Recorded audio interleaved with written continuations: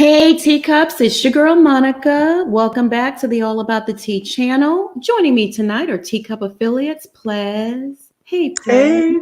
Hey, How are hey. you? Plez, I'm my good. love, what's the lip color of the day? It is a lip gloss or lip glass by Mac from their Aaliyah collection called At Your Best.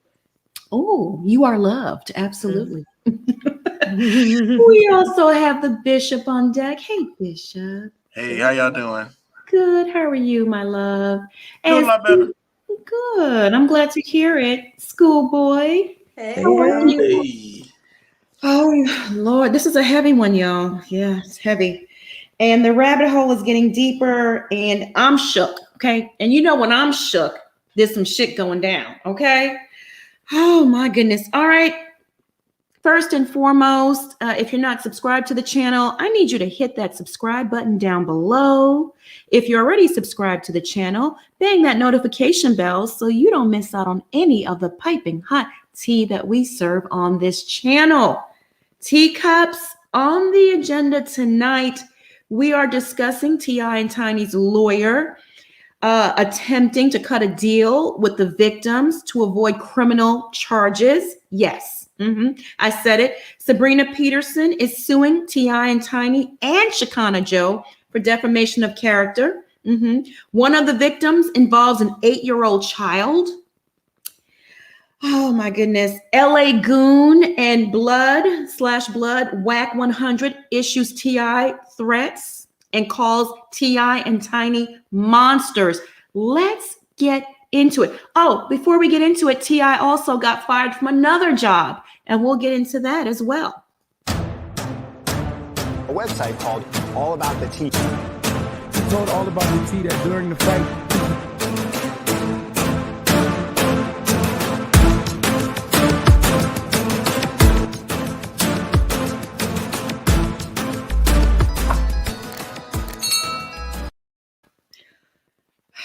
Shekinah, yeah, she's involved herself, so now she's getting sued. Yeah. Let's just do a quick sound check. Comment in the chat with a thumbs up. Can you hear me clearly? Can y'all hear me on the panel? Do you want to do a sound check as well? Make sure they can hear y'all. Hey. Mic check 2 1 2. Good. They can hear can us. you hear me? Loud and clear. Someone said they couldn't hear in the chat, so I just wanted to make sure. Okay, so just to bring everyone up to speed, T.I. and Tiny Harris are being accused of sex trafficking, raping, and drugging women. It all began back in January by a woman named Sabrina Peterson, who's the former friend of Tiny, and she's the one here. She is over on the left. She's the one that went to social media, I guess, after some sort of falling out with the couple and accused T.I. of holding a pistol to her head. From there, it all snowballed with various women coming forward to say that they're also victims, but of sexual assault, kidnapping, drugging, raping. And the floodgates just opened up from there.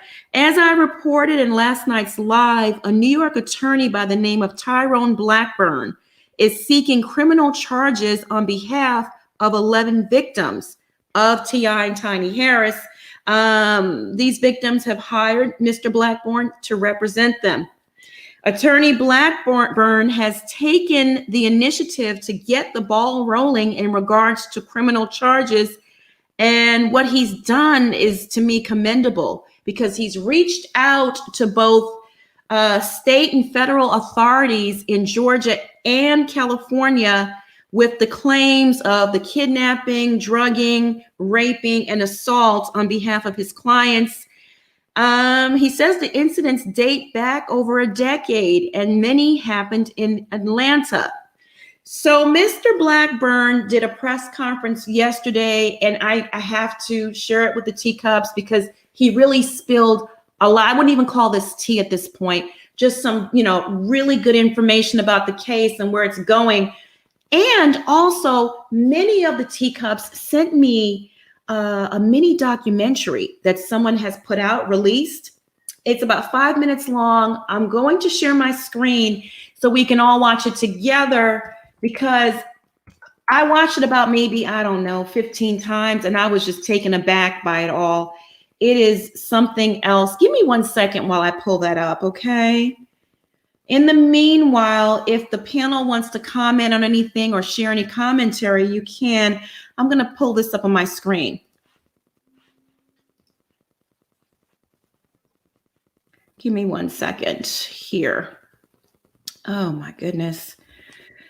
Oh, Plaz, what's been the feedback so far on your end? I know we all get DMs and stuff from folks. Well, it ranges. Some people are happy that we're talking, not happy, but are glad that we're talking about this and, helping to educate some people and bring it to light. Some other people are very angry and they think that we are working with the man to take down another Black man. And that just saddens me because one, conversation and bringing awareness to an issue should never be viewed as like taking somebody down. We should want people to be accountable. And that's a problem in our community. We know it.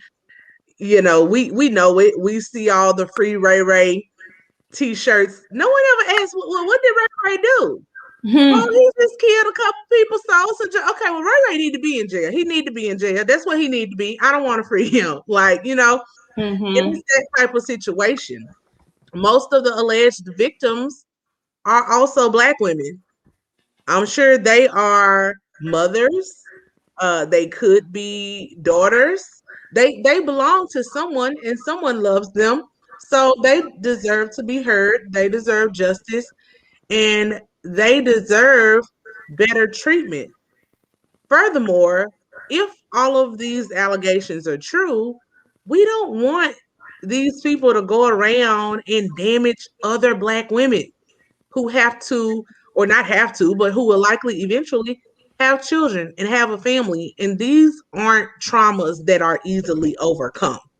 So everybody in the community matters, not just one man and one woman and their wealth and their family.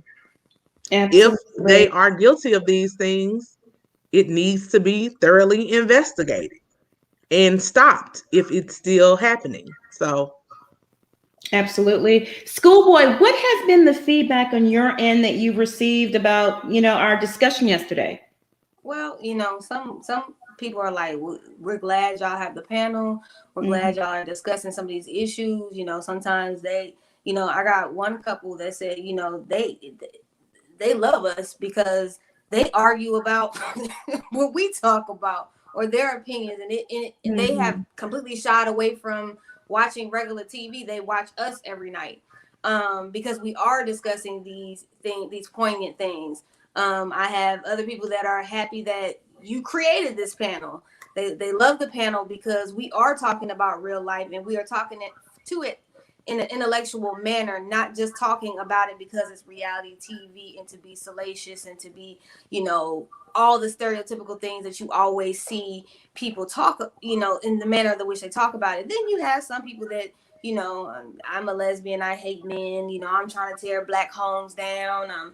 Why would you even want to talk about that? And, I'm just, I'm an all around terrible person. And I just want people to understand this. Because I'm bringing awareness to something, I'm a terrible person because I'm choosing to talk about something and not be silent. To be silent is to be complicit. And that's the problem with our community. We love to sweep things under the rug. There's a lot of us right now that got a lot of TIs in our family, but we keeping them, we keep them sheltered, or we're protecting them for what? Expose them. Why not make them go to jail? If you're doing something to harm someone, you need to go to jail. I don't care how much money you had. That doesn't mean that I'm tearing down another Black man. Sir, sir, ma'am, they did that to themselves when they knew that they were doing a crime. Right. Let's be real. You know what you are doing when you are doing it. We are all grown here. This is a time in which the Black community needs to realize We need to stop allowing other folks to be role models to our children and be the role models that we need to be to our own children, because what you see on TV ain't always what glitters is gold. They have an image to portray to you to make money, and they know how to placate to it, because guess what? They're Black. They come from the Black community. They weaponize the same thing that y'all get mad at the white man for doing. They do it too, to make money. Okay, doesn't mean that they always care about the Black community. Just means that I know how to infiltrate because I am you, and I know exactly what to say to you in a way, in a tone that will grab you in to bring you to the situation. I'm happy that we are talking about it, because the problem is Black women are so scared to talk about things like this, or when they do go to someone and talk about it, they're told, well, you know, it's just going to be your word against theirs. Or you can't, well, yeah, you said it, but, you know, I mean, it doesn't mean that it makes it true. You know, they can always say that they didn't do it, you know, and so it discourages women to even come and say anything about it. They just live with that turmoil, and that's a problem. We need to heal ourselves and break these generational curses and stop allowing these things to continue. It is really, really sad. It's really sad. And when I look at those comments last night watching the chat, it was really sad that my own people are doing this to each other. You know, not everyone has a moral compass, I would say. They believe what they want to believe, and they're deep into their fandom. And no matter what happens, and no matter what that person does, they will still be put up on a pedestal. No matter what we say here, no matter what the courts say, the victims say, they don't care. They turn a blind eye to it. We see it in our own families all the time. Bishop, what's been your feedback? My feedback has been, they've been sending me a lot of videos back to back, and just showing me different things and news articles. So I've been kind of reading that since I've been in bed all day.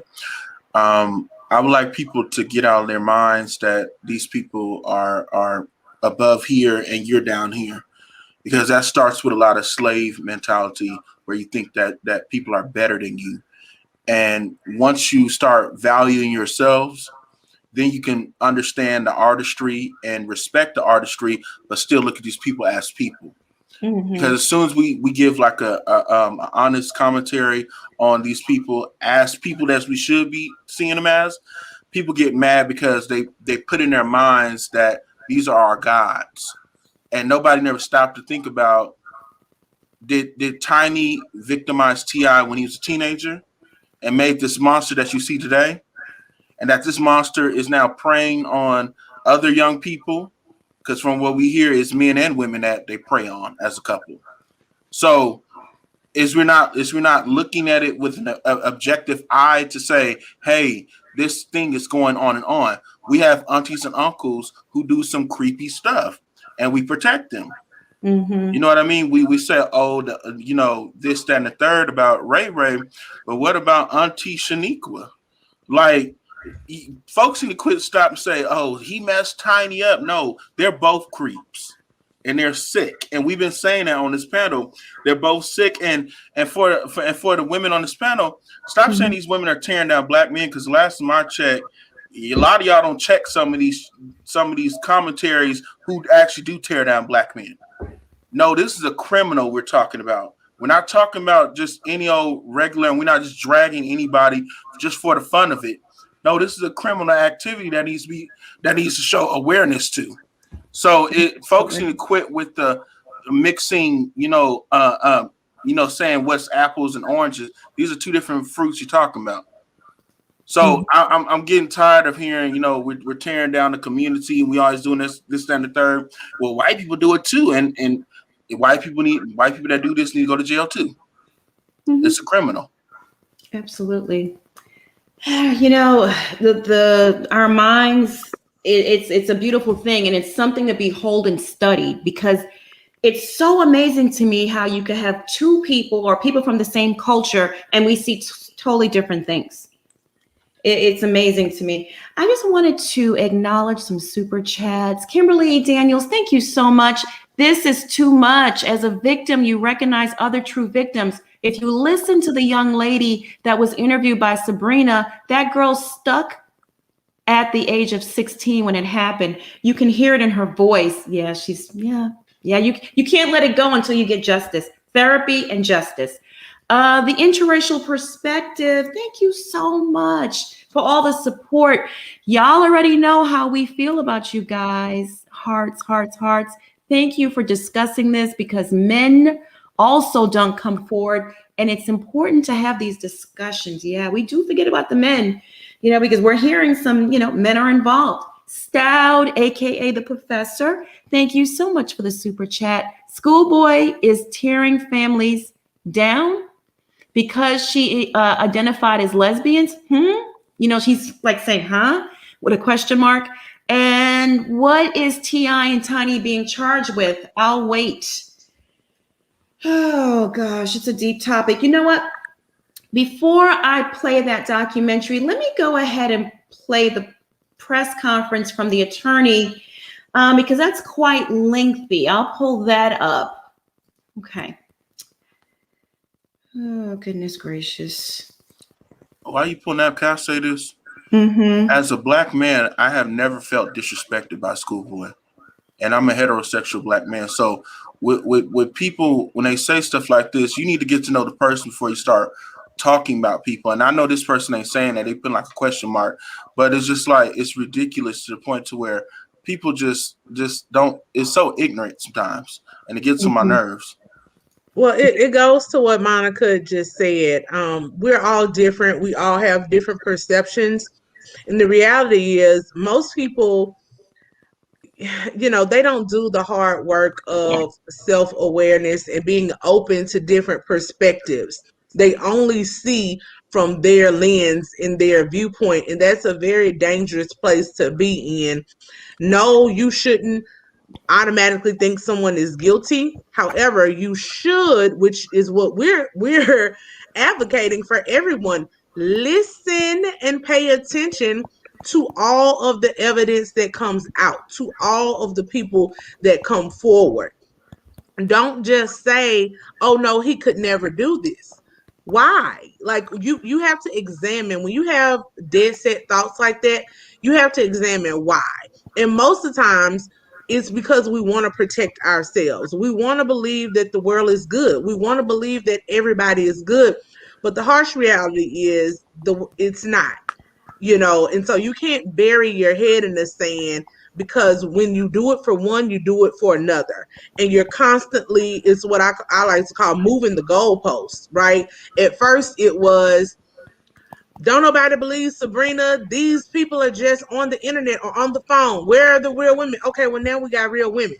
Okay, well, still, we don't know their names. And then once we have their names, it'll be something different, because they keep moving the goalpost because they want to believe that this can't be real. Mm-hmm.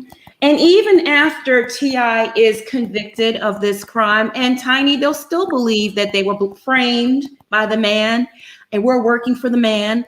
We're the Illuminati. I've been accused of that for years, of being some, dungeon slayer and Illuminati. Yeah, my blog. Mm-hmm. And a white woman. Don't forget, Monica. You a white. And a white gay male too, as well.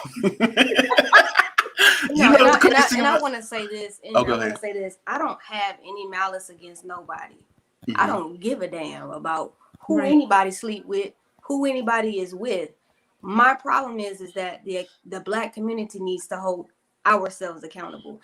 This is not this ain't got nothing to do with the white man. This has everything to do with us. And don't get me wrong. And I'm gonna say this in the chat. Now I don't care if you get mad, because I don't care, because my petty runs deep tonight. I'm gonna say this as well. Stop comparing. This ain't Elvis Presley. Tired of hearing about that. I'm tired of hearing about Harvey Weinstein. I'm tired of hearing about anybody else white. I'm talking about the black men that are doing this. Period. Point blank. The end. I'm worried about my community, because guess what? When I have a daughter, and regardless of whether she got two moms or not, when she go to school, I need to make sure that ain't nobody trying to do no funny business with my child. Just like you don't want nobody doing no funny business with your kid, I don't want nobody doing no funny business with my kid. But I'm not here to tear no black man down, because I'm to tell you what, y'all doing that a good job on your own. I don't have to do that. but I will call out the fugaziness, the goofiness, and the stupidity. And I'm going to always call that out. So if you don't like it, that's cool. I ain't for you because I'm too real for you. Actually, I am real for you. You can't accept real, and that's the problem. Y'all want somebody to keep lying to y'all. Yeah. Someone said the Shade Room is on payroll. Why? Are they not reporting any? Oh, they interviewed T.I. That's why. Okay. They cut the comments off too. Did they? Okay. Yes, ma'am. They're not addressing this? No. Okay. Goodness gracious. All right. My computer's acting funny tonight, but I'm going to go ahead and pull up the video. I'm going to have to do it in 2 parts because my computer is really acting very shady tonight. I don't know what's going on. Okay. Give me 1 second. I'll share my screen. I spent hours editing this. Don't you hate that? You spent all your hard work. Movie, but for some, and the documentary won't pull up. I mean, are they working some roots? Bishop, you might need to bind. Bishop, you might need to bind that devil. That's the devil. Bind it up. We're gonna want to bind that spirit on tonight because my computer do some of the weirdest stuff when we talk about serious topics. Like when you ask me something, I'll be in the middle of saying something and my computer just shut off. I'm like, it was good. Wait, this is the devil working today. Oh yeah. But God, right? Okay, don't mess with His children. I got backup videos. Let me share my screen. Look at God. Look at God. You know, we always have a ram in the bush. Exactly. All right, y'all. Here we go. Okay. The names of the women. He wants to know who the witnesses are. He wants to know when the incidents occurred. He wants to know all the evidence. And I refuse to provide that to him. Because T.I. has a reputation of threatening people. He has a reputation of intimidating people. And I promise these women that I will not expose them to that kind of treatment and behavior from him or from anyone he's affiliated or associated with. So the only people that will know the identities of these women are the authorities. That is the best course to take. That way these women are protected from T.I. and his associates. Okay, the Jasmine brand. Hi, Ellie Andrews from the Jasmine brand. I was wondering, what are these women seeking when it comes to them planning to sue? What they're seeking is justice. That's all they've been seeking this entire time, justice. These women have never put forth a request for money. They've never asked for money. Again, like I said just now, a few seconds ago, Steve Sadow, maybe he misspoke. Maybe he misspoke to the New York Times, because I'll tell you right now, I didn't ask him for $1. And from what I got from the conversations that we had, from the emails, they were very, very interested in killing this story and killing these claims. They didn't want this to get out. And if T.I. and Tiny did nothing wrong, then they should have nothing to worry about. They should want the investigation to go through. They should want the women's stories to be investigated. They should want the authorities to speak to their witnesses to corroborate and to see if their stories are corroborated. And if nothing happened, then they have nothing to be worried about. And when it comes to Shekinah, what are you guys seeking from her? Well, Shekinah defamed Sabrina Peterson's character. And then 3 days later, she attempted to apologize for it. Not even apologize, but she attempted to walk it back 3 days after. But that's, too little, too late. At the end of the day, you cannot come out saying that someone engaged in sex acts, engaged in sex trafficking, engaged in all these different things when you have zero facts to back that up and you know that you're lying. And that's exactly what she did. She wanted hits. She wanted Facebook likes. She wanted Instagram likes. And she got that. So now she got a lawsuit as well. And just to confirm, none of these women consented to the sexual acts that were against them. You can't consent if if you were drugged. Okay. You cannot consent if someone put Molly into a drink.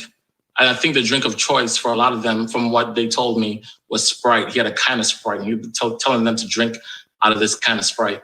You cannot consent if someone, in the case of Jane Doe 2, which happened in LA, you cannot consent if Tiny spikes Patron and hands you a Patron and tells you to sip this, and then all of a sudden you lose control of your decision-making skills. And I'm sorry, last question. Moving forward, what does this case look like? For me, I want this case to be criminally investigated. I want it to be investigated in LA for Jane Doe 2. I want it to be investigated in Georgia for Jane Doe 1 through and Jane Doe's 3 through 6. And I want the prosecutors to do what they do. If they think that criminal charges should be filed against T.I. and Tiny, then that's what needs to happen. And I want all women who have been affected and impacted by T.I. and Tiny to come forward. You do not have to worry about having your identities disclosed. I will not do that. You do not have to worry about having your witnesses' identities disclosed. I will not do that. Come forward, tell your story. It will be provided to the authorities and have them do the investigation. Thank you so much. From AJC. Hey, Tyrone, it's Stephen Beer from the AJC. How are you, Stephen? Good, and yourself? I'm tired. Hey, how many, or what were all the jurisdictions that you referred these matters to and for investigation? And do you have any concerns about the publicity that you're generating right now,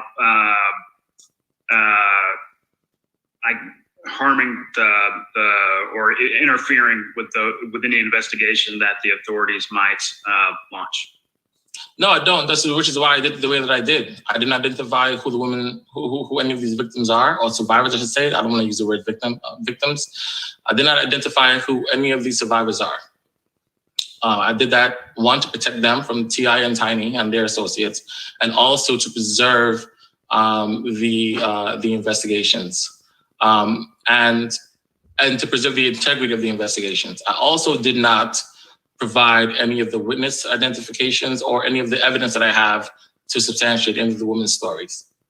And the jurisdictions, again, it's Los Angeles District Attorney's Office.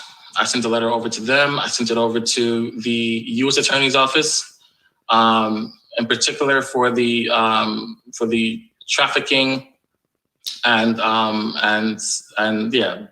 the trafficking claim, the sex trafficking claim, as well as to the Georgia State AG's office, and they can pass it on to whichever prosecutorial offices within the city of Atlanta if they want to. I know that the federal claims have a statute of limitations for 10 years, and I believe that some of the women still falls within the statute of limitations. I know that the claim for Georgia's state charge for the rape charge is 15 years. And I know that at least 5 of the women fall within that statute of limitation. And well, 4 of the women fall within that statute of limitation. I know that the one for California, I believe that her rape charge still falls within California's statute of limitations as well. I'm sorry, one follow-up question. Did you refer anything to the Fulton County District Attorney's Office? I chose not to. And the reason why I chose not to refer to the Fulton County District Attorney's Office is because I lack confidence in the local authorities, and this for good reason.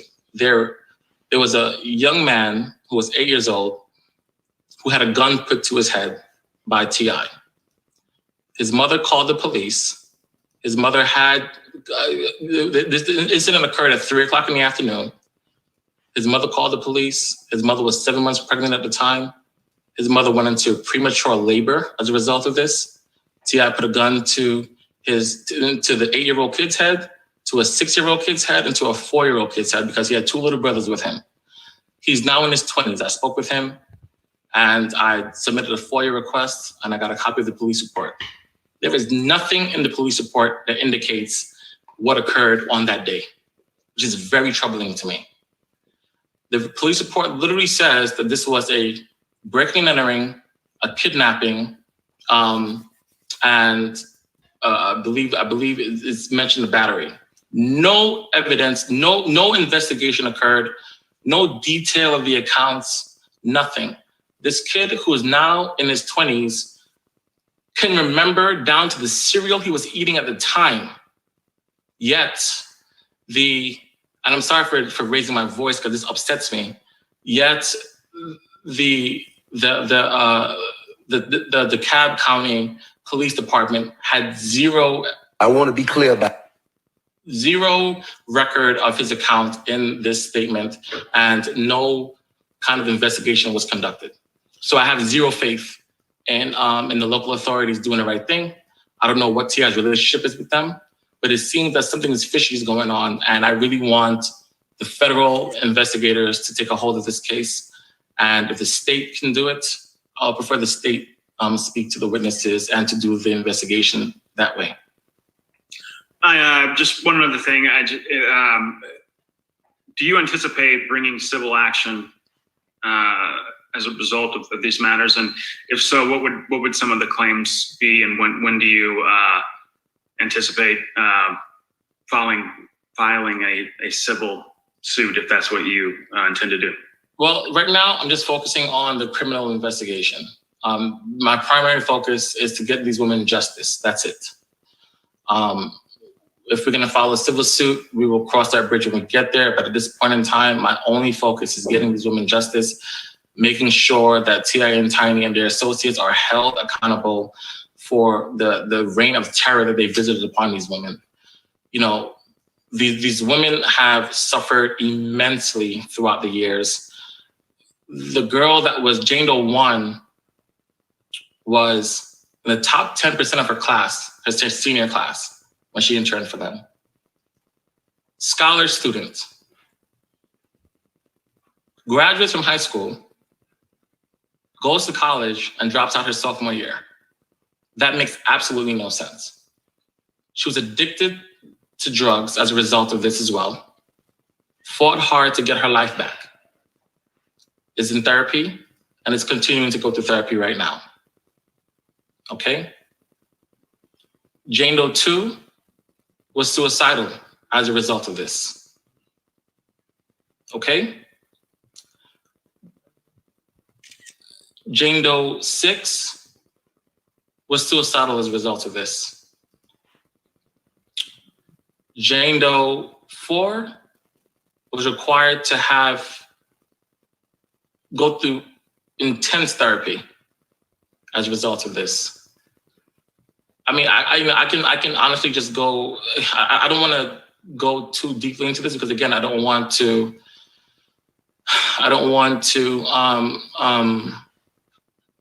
hinder or hamper any investigations that's forthcoming. But I'll tell you this: this is about justice. This is not about dollars. This is about making sure that these women get what they've been longing for so long. This is about getting them what they thought they would not have gotten, but for Sabrina Peterson coming forward and making the claims noticed. Jennifer has a question from AJC. Hello there. Thank you for speaking with us. I know you mentioned you're not going into great detail, but I wondered if you could speak in general terms about the nature of the evidence that you have, given that many of these cases do date back a number of years. Do you have evidence that you could forward to investigators beyond the accounts of the survivors? Any physical evidence or just what are you going to be forwarding to them to aid in the investigation? I think the New York Times article spelled it out pretty well because the Times are very, very thorough with their investigation, and they saw a lot of the evidence that we have, and they spoke to the witnesses. So I'm going to leave it there. I think the Times mentioned the type of evidence that they was privy to, and I'm just going to leave it at the Times and wait for the investigation to start and provide them with whatever else that we have. Well, and respectfully, as journalists, we all like to do the best we can with our own investigation.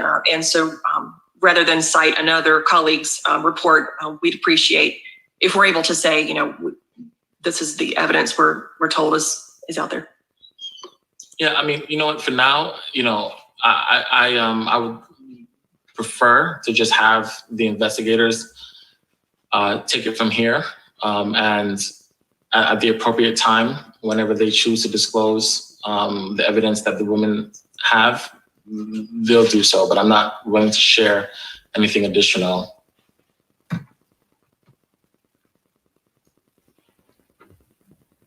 And plus, honestly, there's more evidence that the Times did not see, which again, I would want the investigators to take their time with. I don't want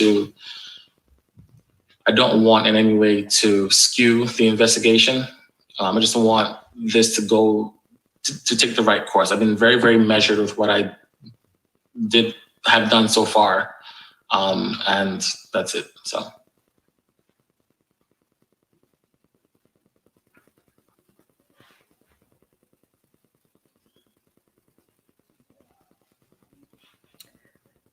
All right, I'm going to put on part 2 of this press conference, okay? Okay. Ooh, child, this was a lot. Wow. Yeah, I just was looking at the Times account. They mentioned 11 Wait, hold survivors. on a second, guys. I'm sorry. You talked about 6. I mean, it is 11. Let me pull that up for you on the screen.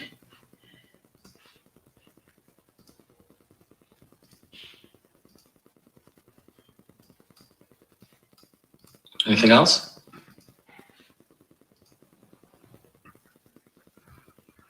Yeah, I just was looking at the Times account. They mentioned 11 survivors. You talked about 6. I mean, is 11 accurate?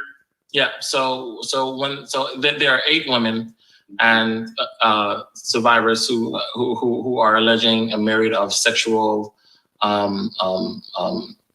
assault allegations against either T.I. or Tiny or one of their associates. The other 3 that is reported there is the young man that I mentioned that was 8 years old, his mother, as well as Sabrina Peterson.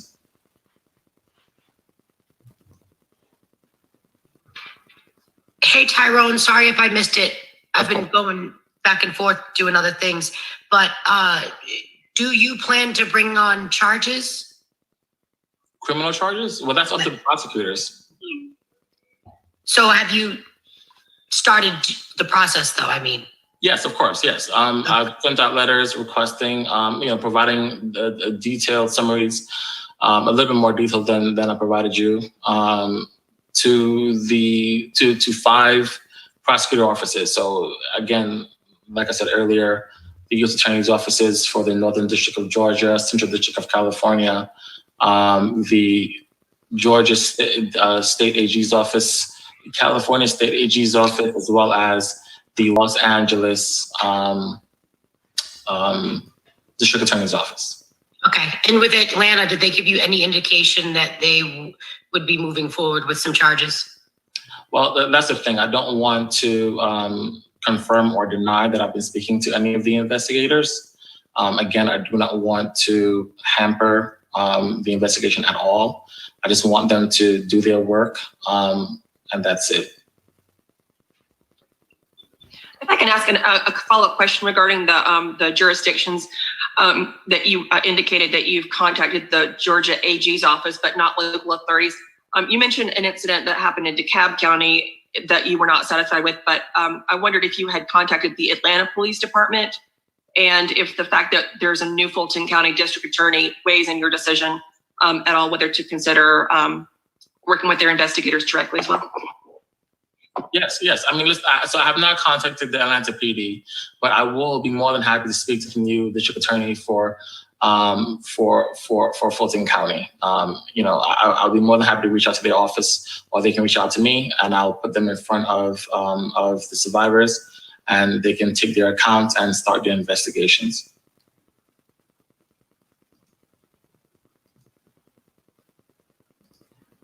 Have any of the survivors or accusers attempted to settle or have a settlement financially or? Yeah, no. Yes, I'm sorry, Chuck. No, I'm sorry for cutting you off. So the answer is no. The women that I'm representing have not made any financial settlement demands because the demands would have came through me. And again, like I said earlier, Steve Sadow reached out to me. I did not reach out to him. Steve Sadow reached out to me looking to make a deal on behalf of T.I. and Tiny. And I told Steve Sadow that my clients want justice. So the deal involves Tiny and T.I. turning themselves in and admitting to the crime that they've committed, then fine, we got a deal.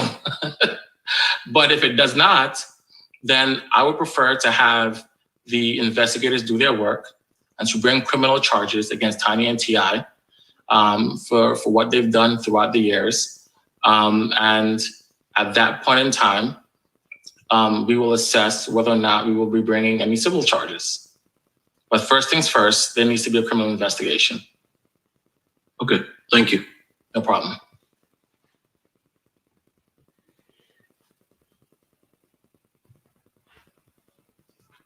Anybody else? Everybody's so quiet.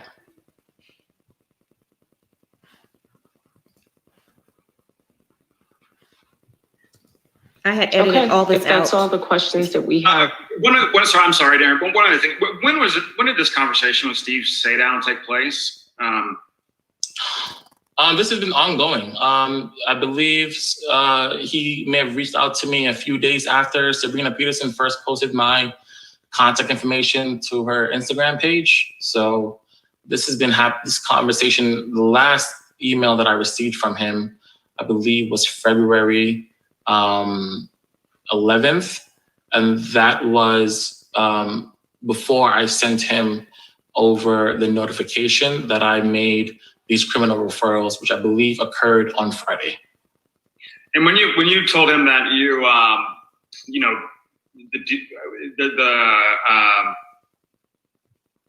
what the deal would include, any deal would include T.I. and Tiny turning themselves into the authorities. Was that something that happened over email, or was that a verbal conversation? No, it was I spoke to him on the phone, and I just said to him, I said he wanted to know whether or not a deal can be made, and I said to him, well, these women want justice, and he wanted to know the names. He was insistent on learning who the individuals were and what evidence that they had, and he wanted to know who their witnesses were. And I said to him, made it very clear, I will not be exposing these women to you or to your clients. The only people that will know their names will be the investigators, because your client has a reputation of intimidation. Your client has a reputation, let's say, of committing violent acts.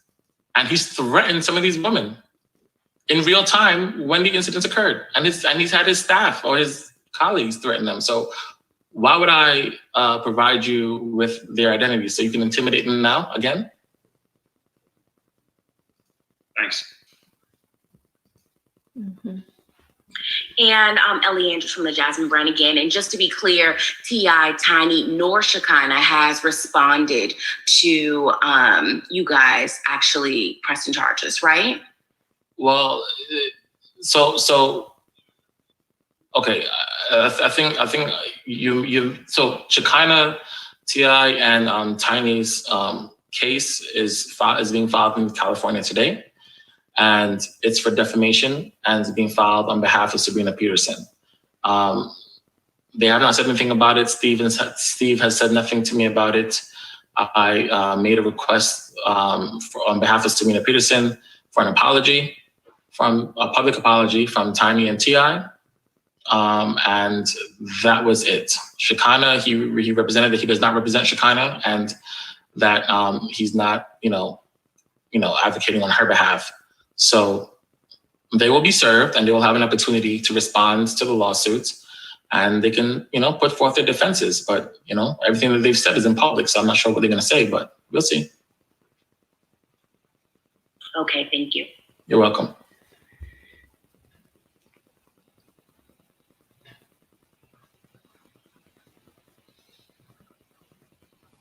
Okay, if we don't have any other questions, I think we could wrap this up. All right, guys. Oh my goodness. Didn't it sound like some of the reporters were attacking him? Or was it just me? I don't think they were attacking him. They were very skeptical. They're like the people, some of the people that we have in the comments. They were very skeptical. Mm-hmm. And they're all Atlanta-based journalists, too. I might add that, who interact with Tiny and Ti on a regular basis or more friendlier basis than reporters outside of the Atlanta area. So I'm going to add that. But I just felt like he was under attack. And even someone in the comments says, he's stuttering. Sis, really? Really? Come on. Let's not do that. Let's not tear down our own people. That, to me, he sounds like he's a young attorney and he wants to make a name for himself. So he's not going after the civil. It's not about money for him. He wants to prosecute T.I. and Tiny. He wants to make sure they're prosecuted criminally, make a big name for himself, and then he can launch, springboard his career off of this. And I'm happy for it. I'm here for it. Yeah. Honestly, that's how most change comes about. Anytime we look at history, it's young people who do it. But yes, that was one of my first observations, that he's young. He appears to be very young, but usually those are the type of people who will take these types of cases because he has really nothing to lose. If he gets it done, he has done a good deed for mankind, but yes, he makes a big name for himself. Honestly, the best strategy, if we're talking about a legal strategy, is to go after the criminal first. It's what they tried to do to OJ. When you get a criminal, then you get into civil, because the civil standard of proof is much less than the criminal standard of proof. Well, that's what criminal about is reasonable. Yeah, that's what I had said previously about Lisa Bloom, that any attorney with some sort of integrity, you're gathering all of this evidence, you're listening to your clients' statements, etc. You believe in them enough to take the case. I would hope that the information gathered would be taken to prosecutors or state attorneys and that type of thing. I had mentioned that in a previous video. Schoolboy, what were your thoughts on the press conference and the lawyer's statement? T.I. putting a gun to an 8-year-old's head, a 6-year-old's head, and a 4-year-old. He's trash. And he needs to be in jail. Period, point blank, and end. Like, if you are that somebody who's trying to play concerned father and such upstanding black man, he's father, and activist and all this, and you putting a gun to a child's head. What kind of piece of garbage are you? Like, sir, you are scum and you need to go to jail. And there's no don't pass go, don't collect $200. You need to go to jail on all front. You need to go to jail on that alone right there.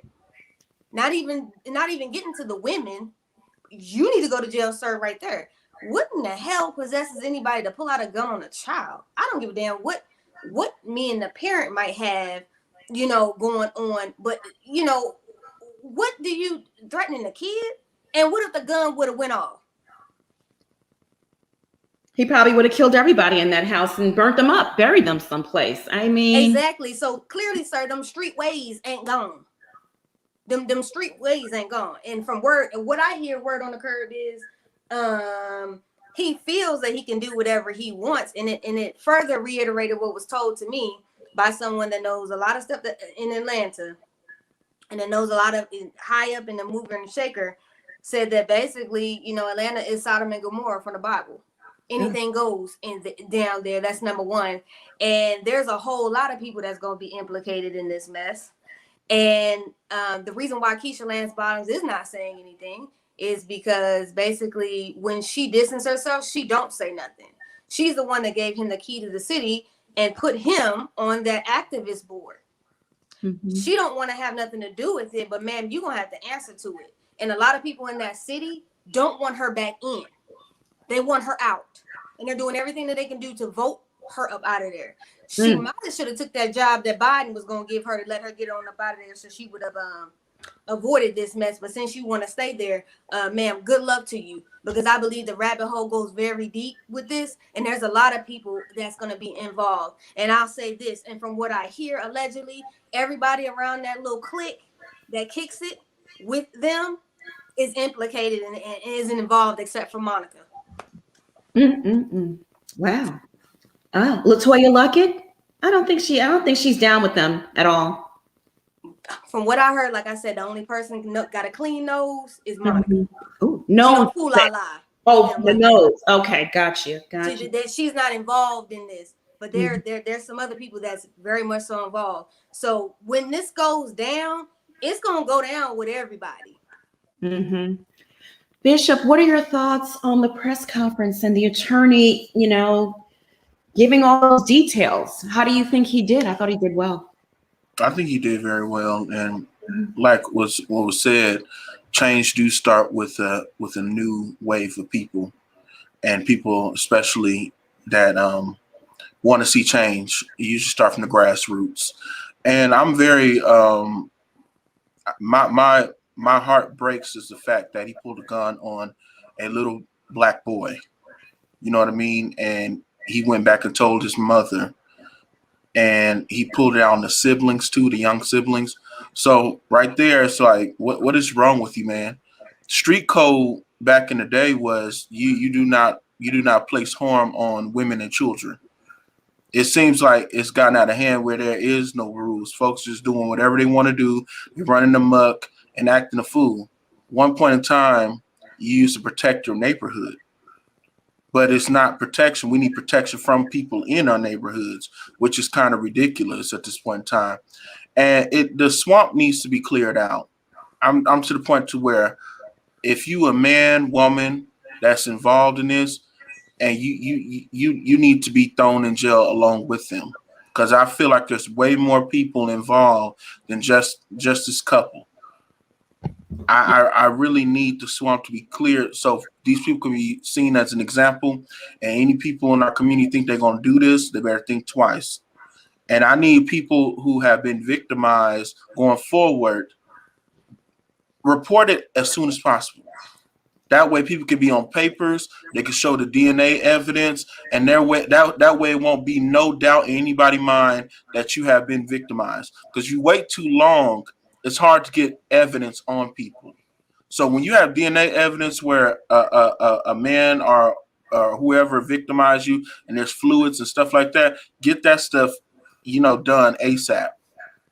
You know what I mean? You can also do it anonymous. Go to the nearest doctor and say, "Hey, I've been victimized." Blah blah blah. Do something, because people like this need to be reported. Because it's to a point to where it's getting ridiculous at this point. And I'm very upset. Pulled a gun on my little 8-year-old son. You would have never heard of no whoever, whatever his name is. Because at this point in time, he's dust in my eyes. Lock him up and throw away the key. Yeah. Ples, what were your thoughts on T.I. pulling a gun on an 8-year-old and the 4-year-old? Again, I wasn't shocked. He said the child was 7 and is now in his 20s. So that meant it had to happen sometimes probably between 2002 and 2008. T.I. was heavily in the game. That's not something that he's ever hidden. He was a drug dealer. What do we think drug dealers do? Like, I don't know why people romanticize these things. I love some parts of the culture. I love New Jack City. I love different movies. I love Power. But they show you what happens. And that's just a cleaned up version of what happens. It's real. We see it right now playing out in Chicago. When I lived in New Orleans, you saw it in Chicago.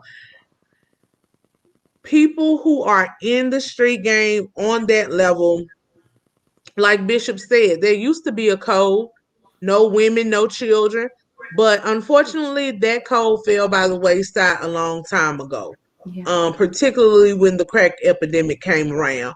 So now it's literally just about the money. You used to not sell to your homeboy's mama or his grandmama. You wouldn't get certain people hooked on drugs, or even if they were hooked, you wouldn't serve them, right?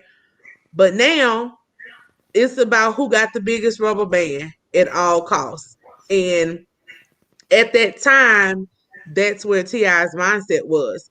So I believe that that's something that sounds like he could have done. I also understand why then you would be leery to go to the local police department that already has that relationship with them. Again, people think it's just about buying people off because he's a rapper, but he grew up in this place. So people have likely been on his payroll for years. You got dirty cops all the time, right? So it's a lot, you know. Oh gosh. It's a lot. I can see that happening. I also see why a lot of people would be scared to go against him, you know, and that is why these types of conversations are hard, but they're important, because no one person should have that much power over any community at all. Absolutely. And to what Mr. Blackburn said, he requested a FOIA, got the police report, and it had nothing to do with the incident that happened in the home. And the young man is 20-something years old now, and he can remember the cereal he was eating. And so he remembers all the details, and none of those details were in the police report. So this is just, they're working. I mean, the police is working for T.I. T.I. is the police. Jasmine says, I've honest to God had Tiny try to pull me into their section before, and I'm glad my angel stopped me from going. Oh my God. Jasmine, if you can tonight, please call in or DM me on Instagram so I can give you the link to call in, okay? I want to hear from you. I want to hear your story. I know. The attorney wasn't shady at all. Yep, but we do have some folks in the chat that are saying he was shady. You know, some people feel that T.I. should be allowed to rape and drug in peace. That's what they feel. They honestly feel that way, you know? So yeah, there's a lot of people that feel like that. You know, just as much as we always talk about, we have toxic masculinity, we have toxic femininity. And what that looks like is, well, you know, girl, you shouldn't wear that outfit. Girl, you shouldn't have went outside. And you was fast for looking like this, for wearing your hair down, for wearing your earrings, you know, hoop earrings. Girl, you was this, that, and the third. Girl, you should have. So it's a team effort in this swamp that we see, that we call, you know, it's crazy. It's sad actually, because you sitting here and it's like, dang. We are that delusional to social media. We are that delusional to these narratives that we see. Y'all that we're that delusional. We've gotten to that point in this country where we all have a herd mentality. Most of the people have a herd mentality. You can't beat to your own drum. You can't think or see another perspective because you just think everybody is perfect. This is absolutely crazy to me. Yeah. Jack W is saying that the mods are deleting opposing comments. Don't delete opposing comments. Only the ones that are extremely rude and, you know, out of line. But if you're respectful and you have an opposing comment, that's welcome as well. So please don't delete that. Oh my goodness. Or put them in timeout for, you know, disagreeing. I have that documentary. But before I play the documentary, I just want to acknowledge some super chats from some very kind folks out there. Queen Mama Bear, thank you so much. We really appreciate it. We as a people must hold our brothers and sisters accountable. Stop with the excuses just because he or she may be your fave singer, actor, etc. Exactly. Great message, Mama Bear. Absolutely. Manifest your own destiny. You're 100% right, schoolboy. This case is a Pandora's box, and the rats are trying to figure out when to scurry. I believe it runs high up. Yeah, absolutely. Doris G, thank you so much for the super chat. The Everglades of threesomes might begin to become a rarity. I doubt it. They have a whole underground lifestyle that none of this stuff never gets out. You know, what happens is they're messing with people that have nothing to lose. You know, immigrant workers, young people, they're not messing with people on their level and paying to get into uber exclusive sex parties. They don't want that. They want the high school senior, the average Joe. They don't want that. So let me see here. Maylau, thank you so much for the super chat. People in ATL gonna learn that fat meat is greasy. Yeah, yeah. I love the hot tea. Thank you so much for the super chat. Money can't buy everything. That's true. Money is not more powerful than God, okay? Linda Taylor, thank you so much for the super chat. For these victims, justice will prevail. Yeah. God is working for them in their favor. Ben too, thank you so much for the super chat. Keep shining the light on these monsters. You know I will. We all will. This panel don't play. Linda Taylor, thank you so much for the super chat. Appreciate you. Michelle Hardnick, thank you so much for the super chat. T.I. and Tiny think that they're untouchable. God is revealing all this demonic debauchery. He absolutely is. Manifest our destiny. Thank you again for the super chat. Mr. Blackburn better shout all over social media that he's not suicidal. This man is putting his life on the line. Yeah. Marie France Laporte, thank you so much for the super chat. We appreciate you. Malai, thank you again for this another super chat. After this T.I. and Tiny situation, Trey Songz may be next. I think so. I do. I really feel that in my heart. And I know exactly what you're talking about.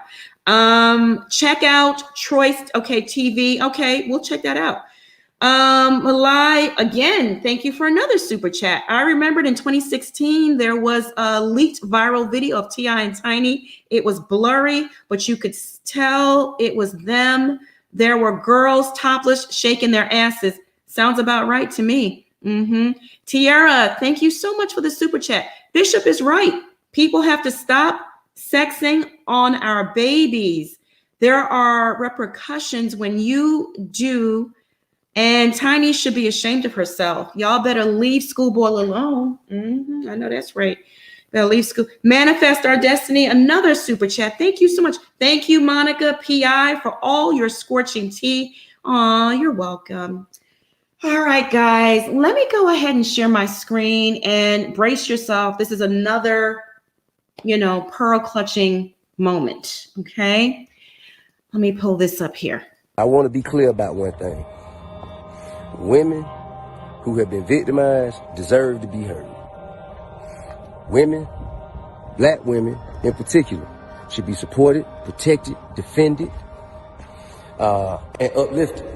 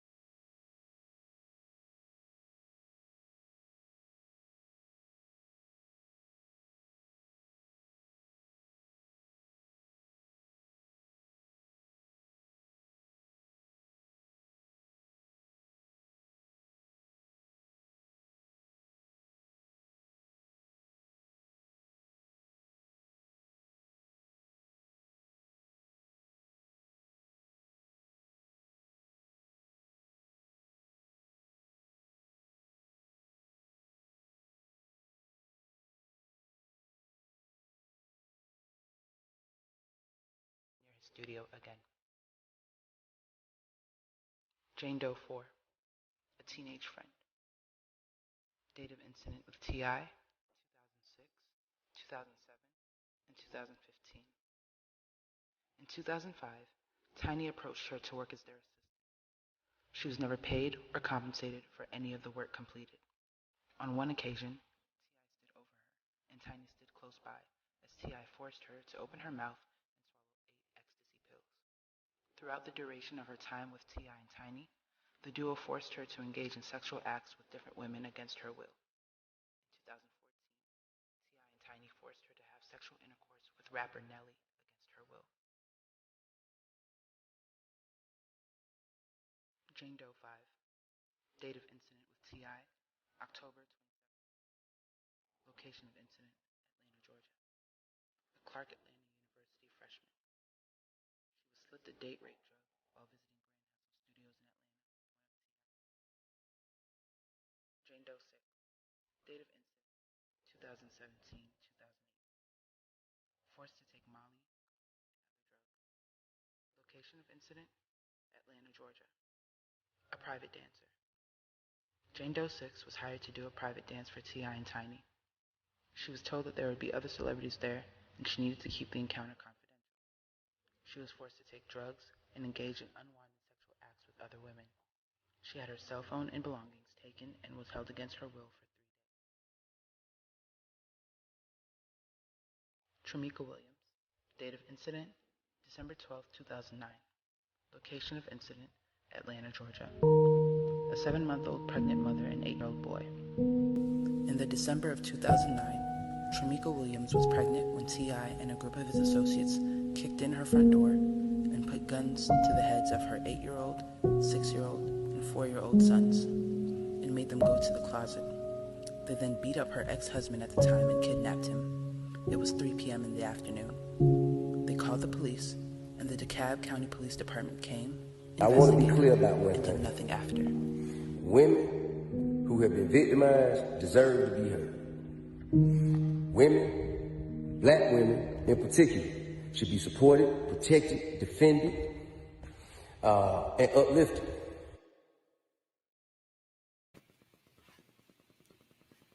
All right. All right, y'all. Oh my God. Schoolboy, share your thoughts on the documentary.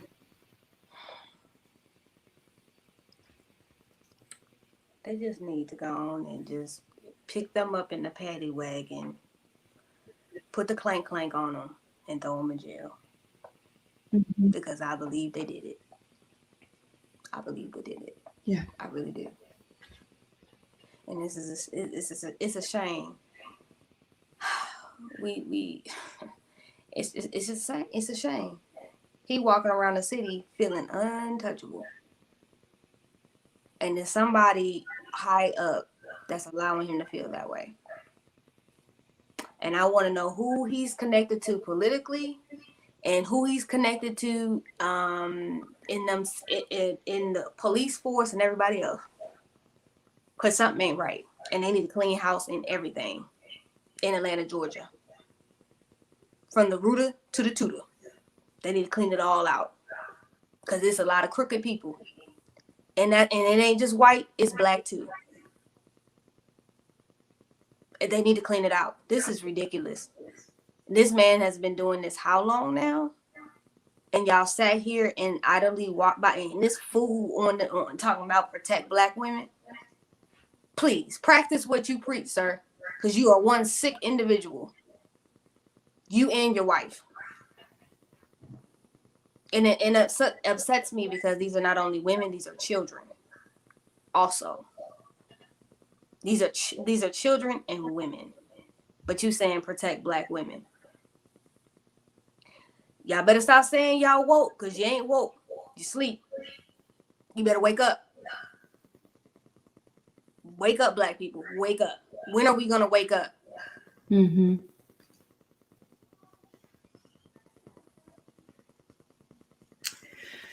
Plez, what are your thoughts?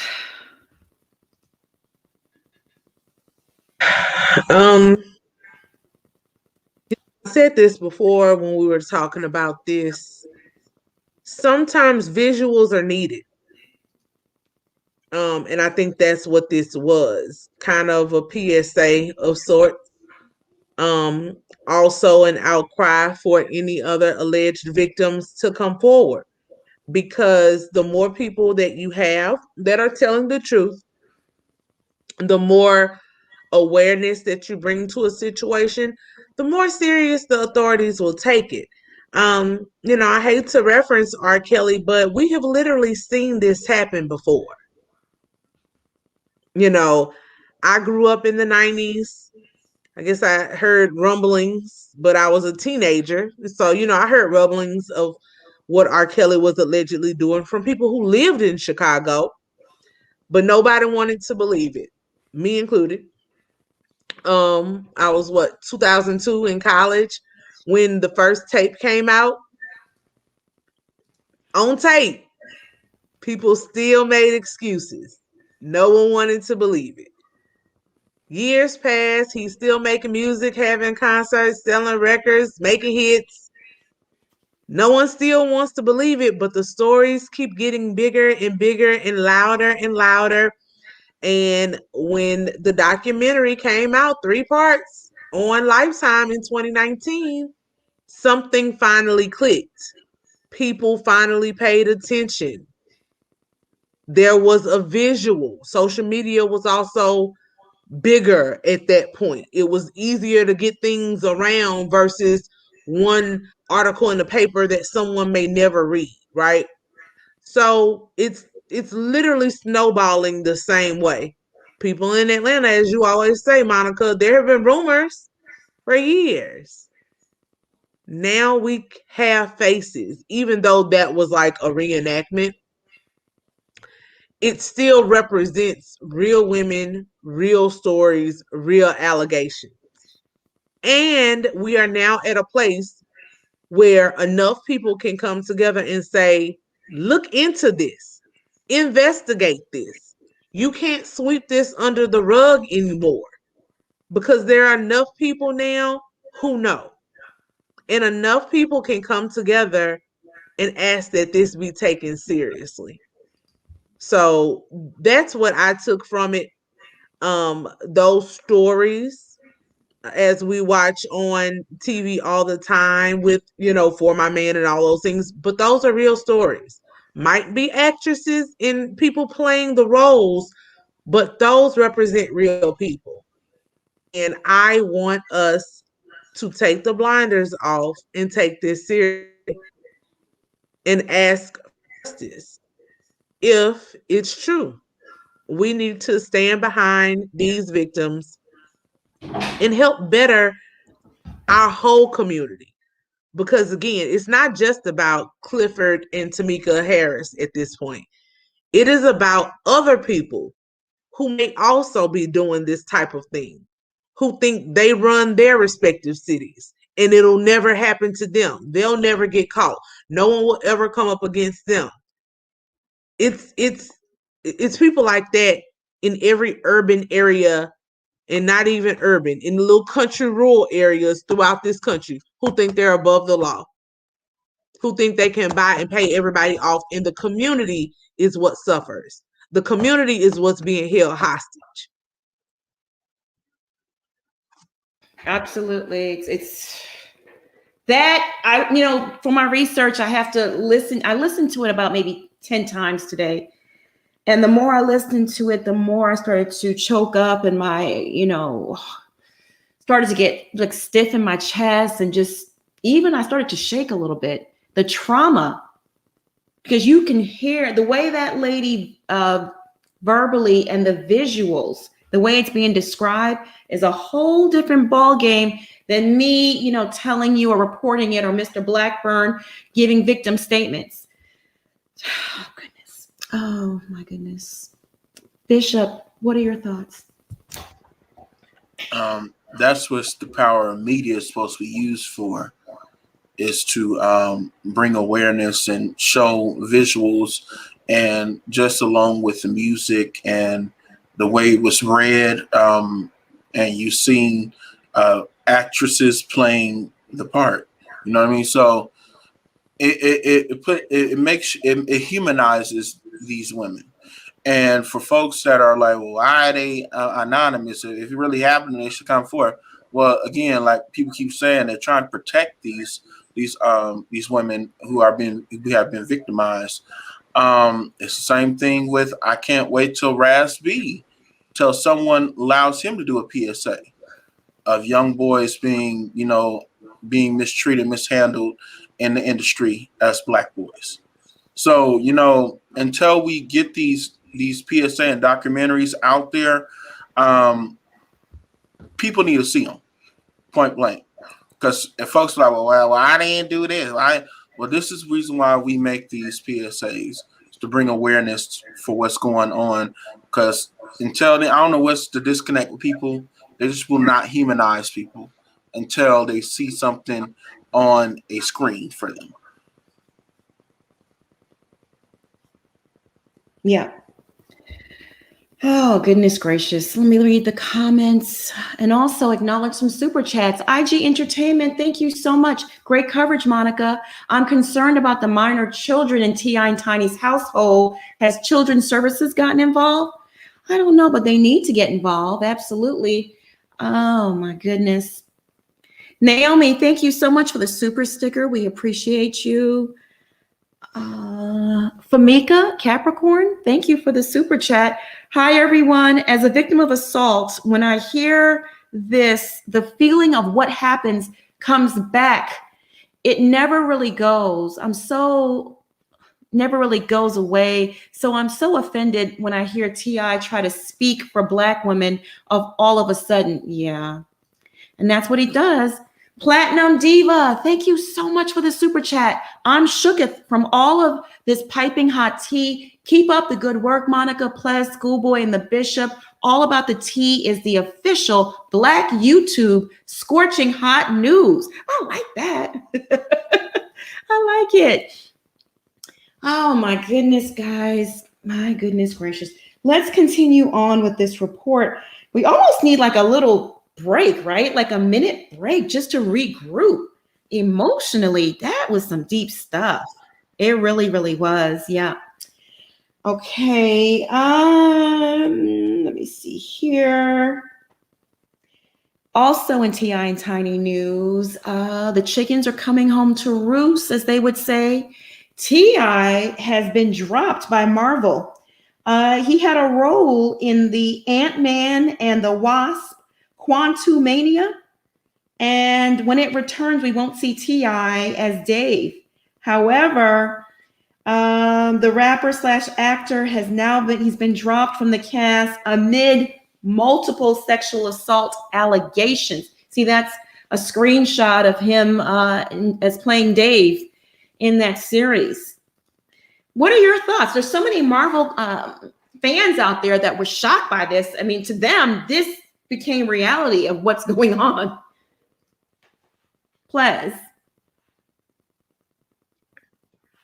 I just, it is what happens. And honestly, it's what should happen.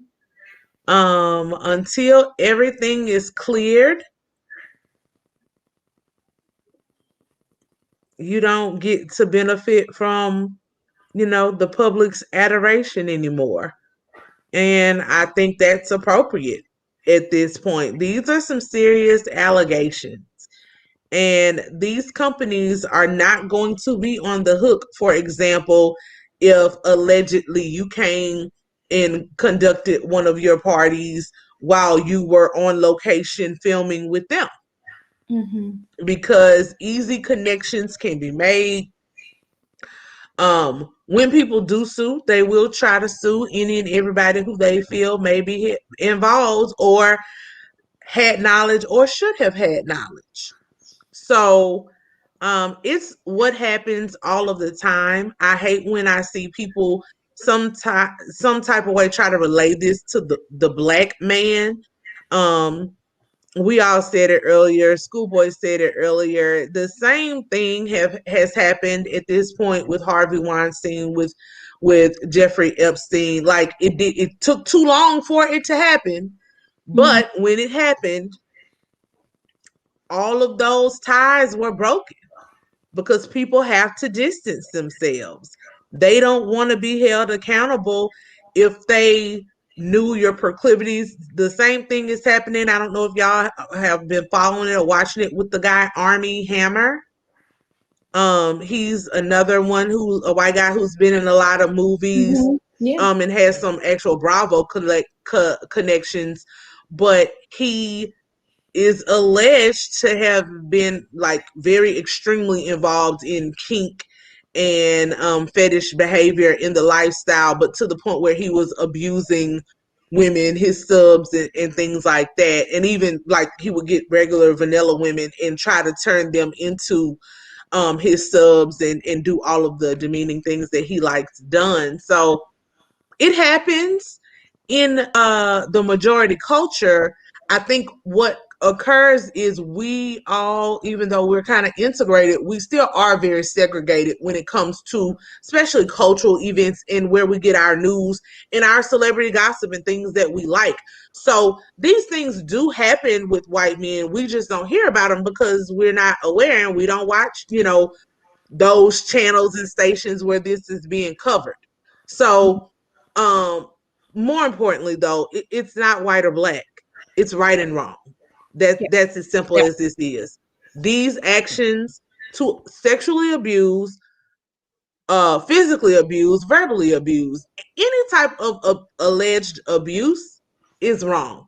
And we as a collective people should not want abusers out here on the streets to abuse people more, because all it does is tear down lives and leave complete tornadoes in their wake, because that trauma passes down from child to husband to co-worker to when people are angry and bitter like that and they don't feel heard and they haven't been restored, they take it out on everybody that surrounds them.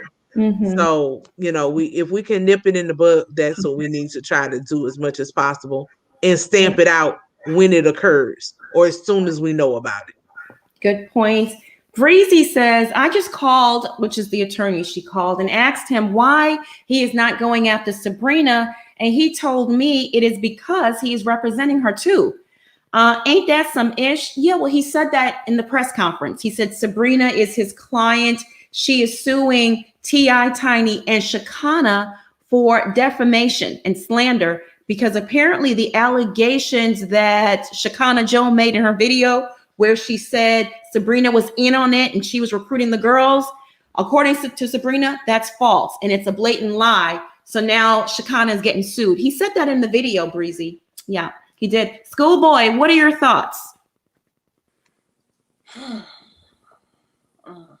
Being somebody that's so in touch with her feelings and the empath, this is heavy. And knowing a lot of people that have been through this and reasons why people don't say nothing because, they're either deterred or they are afraid to say something because who's ever done it to them has more weight than them. And so the fear of saying something means they're probably going to get intimidated, or lawyers say that, well, it's his word against your word, that type of narrative. It's really just, it's sad and it's terrible that as a community, we, yes, Princess touched on the other night, this has been happening since slavery days when Massa used to do it to the concubines and to, the slaves. And then we have indoctrinated a lot of those things together. Now, I'll tell you one thing about Disney and Marvel. They don't fool Allah with all that. Because I'm going to tell you something. That's one thing they do is they market to children. And they're not going to fool Allah and placate with somebody doing something to women or kids. They don't play like that.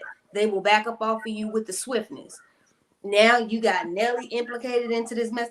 This is getting real nasty. And this getting real, and the water's getting real muggy. And people need to open your eyes and realize that anybody can get caught up in this. And this is not just because of who they are, people trying to take them down. No, when you do dirt, it comes back. There is no expiration date on karma. There is no date of when it decides to come back. The universe brings it back when it's ready to bring it back. God brought it back, and now it's coming out as a reveal. And a lot of people need to realize that just because we're putting a light and we're talking about this about T.I. and Tiny, there's somebody in your family doing it right now. Are you spreading the light on that? Are you spreading the light on the neighbor that might be doing it, or the friend of the family that might be doing it? That we need to, like I said earlier, we need to clean up our community. We need to clean up our community. This has come to a point for me. I don't care about what they doing over there. I want us to do better so that we can teach the next generation to be better. We don't have to be the product of what was before us. We can be better than that. But we have to turn the light on ourselves and say, okay, what can we do to fix what's going on? And the relying on celebrities to come back and do the right thing is not the way. We need to start cleaning it up ourselves, because these people ain't always, just because they skin folk don't mean they kin folk, and we gotta wake up. Absolutely. Skin folk ain't always kin folk. Absolutely. I love that. Miss Alexander J, thank you so much for the super chat. That T.I. line from his song, Why You Wanna, that says, why you keep saying no when your panties so wet? Hit a little bit differently now. Sure does. Yeah. Oh my goodness, Bishop. And Nelly's involved. Y'all comment in the chat on your thoughts about Nelly, the rapper, Nellyville, being involved in this. They're friends. They were all over IG with each other, hanging out in Atlanta. They're definitely friends. What are your thoughts, Bishop, on the documentary? The documentary was well needed, to put a face to the victims, not necessarily their actual faces, but, just humanizing them to the viewers. Again, it's not to me, yes, these are Black people, but these are criminals at the end of the day. And we don't stand by criminals that are infringing on the well-being of other humans. So, it's just, to me, like, I understand this is more like the elite type. This is an elitist type of argument we're having right now. It's not even so much white and Black. It's now to the point where it's just, people that have power is infringing their power on other people and trying to take away other people's power because they feel like they're little and they're smaller than them. So it's like, it's just to the point where we need to quit trying to say, oh, we're tearing down the Black community. No, the Black community is toe up. I'm sorry. It's toe up from the flow up. And we can play games like, oh, no, no. Matter of fact, put the fist down. Matter of fact, we should put the fist to your face. Honestly, to clean up some of this mess. It's to the point to where we have no respect for one another anymore. Like it's okay.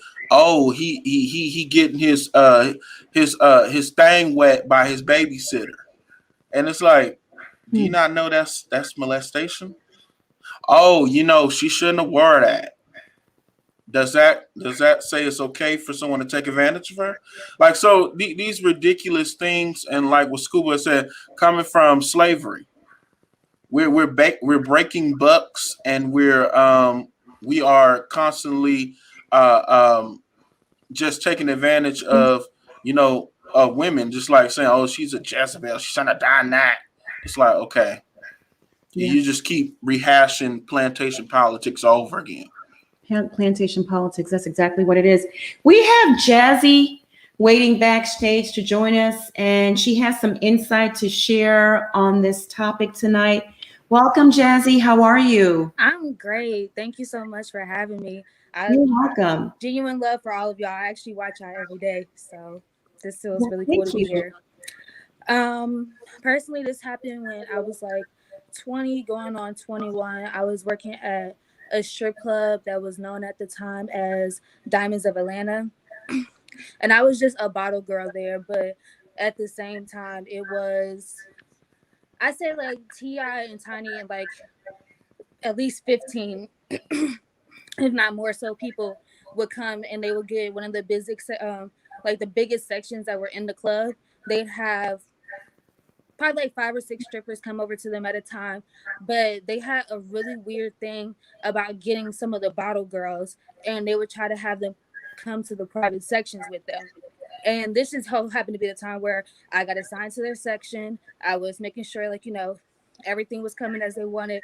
But Tiny just kept giving me like this very weird look, like real. And she's only 5 feet and I'm 5'1". So she looking me up and down, and it's just like, all right, you good, you got everything. And she was just like, I mean, I got everything but you. And I'm like, wow. I'm good, like, so I was like, is there anything else I can get you? She was just like, well, yeah, we about to have some girls come into the private room, but if you want to come over there and have a drink with us, it's fine. And I'm like, I'm working, and at this time I don't even drink. So I was just like, no, it's okay. Like, I'm fine. But they did allow you to drink at the club. So she was just like, it's fine. We know the owner and everything. Like, if you just want to stop and just come over and party with us, it's fine. And I'm just like, no. She's like, we'll take care of you. We'll make sure, like, you get paid more than enough tonight than what you would have made anyway. So, like, if you just want to come chill with us, or maybe once you get off, like, you can just come over. And everything. And it's just like, don't go on the people. One, I don't need anything from y'all. I'm here to do a job, and then you're not attractive in the slightest to me, so you're really creeping me out 9 times more than anything. Wow. And I was just like, okay, well, no, it's fine. And she was just like, all right, just making sure. But next time I come, I better see you. And I'm just like, all right, well, let me know if you need anything else. And I booked it and was just like, okay, like, hey, y'all, if y'all need anything else, go ahead and take care of that. I said, because I don't really want to go back over there and have to keep dealing with her, because she'd already made me feel uncomfortable. And after that, I was just like, it's already a strip club. It's not that hard to feel uncomfortable in there. And a lot of celebrities come in there all the time. And I think at that time, Ludacris was in there with them too. So it was a lot of people just all over the area. So I was just like, hopefully she don't even realize if I'm gone. But that was something they did often. And they knew the owner. So the next day I come in, and the owner was just like, well, it's okay. Like, if a celebrity tell you that if you want to be in their section, it's okay for you to go over there and chill with them and everything. And I was just like, no, I was fine. And he was just like, I was just like, but what are you talking about? He was like, oh, one of our big time celebrities letting me know that, that they wanted you to come to their section. You just kept telling them no, and then they didn't see you for the rest of the night. And he was just like, it's okay if that's what you want to do. Wow. So it sounds like he's a co-corroborator in these the recruitment of the women. Oh my God. So that alone, I literally quit the same week, because one, very much so Baptist, Southern Baptist raised. I ain't had no business working in a strip club anyways. But at the same time, it's just everything from there just felt completely wrong, because I was just like, there's no reason for this man to be letting you know that you can go sit down on the clock. You're supposed to be working, and you're supposed to be sitting out with the celebrities and personally taking care of them. And then they had private rooms, and the stories that I heard from the girls that would go into the private rooms, they would pay the owner so that they could go and spend more time with certain girls back there. So yeah. Well, can you share with us what type of stories you heard from the girls? Pretty much that if you wanted to make over like $400 to $500, that you could perform sexual acts. That if you wanted anything else, like more than that, you could come home with, like, for T.I. and them specifically, they said that basically Tiny is nasty. She liked to watch, she liked to touch on you. She be doing too much. She be putting her fingers in places they ain't got no business being. And she pretty much would just keep like, I'm gonna get you money, I'm gonna get you money. Don't even worry about it, I'm gonna get you money. And you just I never really heard them say anything much about T.I., more so than he'll really try to just make you go home with him. Like, once, if he like you, then they gonna pretty much try to take you back to their place. And they'll just keep like, like, they're gonna take care of you. They're gonna make sure you got extra money, more than what you can make for the night, more than, you could get if you want your rent, bills. They like, let me know what you need. But Tiny really the one that will make you come over there, and she'll get you. She's the head recruiter in charge. Yeah. Yeah. Wow. That's why I was like, none of this is a surprise to me at all. If anything, it made me sick to my stomach because I'm just like, this has been happening for years. I'm 26 now. I was 20 going on 21 when it happened. Wow. And it's now coming out. Is there anything else that you remember from your times and working in the clubs or any other interactions, not only with T.I. and Tiny, with anyone else in Atlanta? Any other rapper that really Lil Scrappy? They always said that he was very overly physically, like always like to touch, and he would go into private rooms and stuff a lot. Somewhat like Young Jock, but they just said that he likes to go home with strippers, but he'll take care of it. But those were like consensual acts. Anything else outside of that, like as far as like trying to bribe somebody and really like, you know, be overbearing or even talk to the manager, I've never had any interactions with any celebrities that would just make me feel uncomfortable to a point where they literally had my job on the line. And then the manager, I mean, mind you, the manager's name was Poppy. So, like, yeah. But, like, you know, at the same time, that business ended up getting closed down maybe like a year and a half later. And I'm pretty sure he went to jail on criminal like things too, because it was a lot of things going on in that establishment. Prostitution, drug sales, etc. Jazzy, I want to thank you so much for calling in tonight and sharing your experience with us. You are a beautiful young lady. Thank you so much. I really appreciate it. Much love to all of y'all. I'm just, as a Black woman, especially one that's lived in Atlanta for my like pretty much entire life, these things happen. They happen. They are real. Please take it seriously. Do not victimize and crucify these women just for allowing certain things to like be going under, like, you know, the radar. It happens without you even thinking of it. Thankfully, I stay protected. I have my blessings and my angels, and everything was going off as a red flag to let me know that that was not something I needed to do. Because Lord knows if they would have just slipped me something in the club. Now I'm getting drug out. And you're vulnerable because you need money. That's why you're there. And to try to bribe these girls with, you know, I'll pay your rent, I'll do this, come home with us, money. Everything's not about money. Exactly. It's not. Today you might be poor, and tomorrow God may bless you, you know, with a bag. So don't let your circumstances dictate a mistake that you may make in the future, ladies. Absolutely, truly enough. But yes, blessings to all my kings and queens. Thank you all so much, and please just keep telling your truths and being who you are, because all four of you are amazing. Thank you. And I'm sorry, I forget the lady who calls in all the time, but she is hilarious. I'm sure y'all know who she is. She loved to drink her Hennessy. Marcella. Miss Marcella. Oh my God. Oh, she keep me rolling on a good Friday night. I love it. We love you, Jazzy. Thank you so much for calling in. Have a good night. I will. Thank you. All right, honey. We'll see you in the chat. Okay. Oh my goodness, y'all. Goodness gracious. I'm glad that Queen came forward and said that, because I've known people that have been house moms in strip clubs, and that goes down a lot. That's why one Club Onyx got shut down here in Dallas, because it was prostitution and trafficking and people going into the back and getting fellatio, and a popo caught them. So that happens a lot in the strip club. Yeah. Well, hopefully these state investigators and AGs and prosecutors can reach out to some of these local club owners and, you know, get testimony, because they're also being implicated in these crimes if they're encouraging these girls to, one, drink, which these drinks are roofied and drugged. Okay, go home with these people.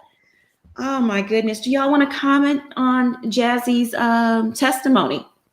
I knew it. I knew she was the main one.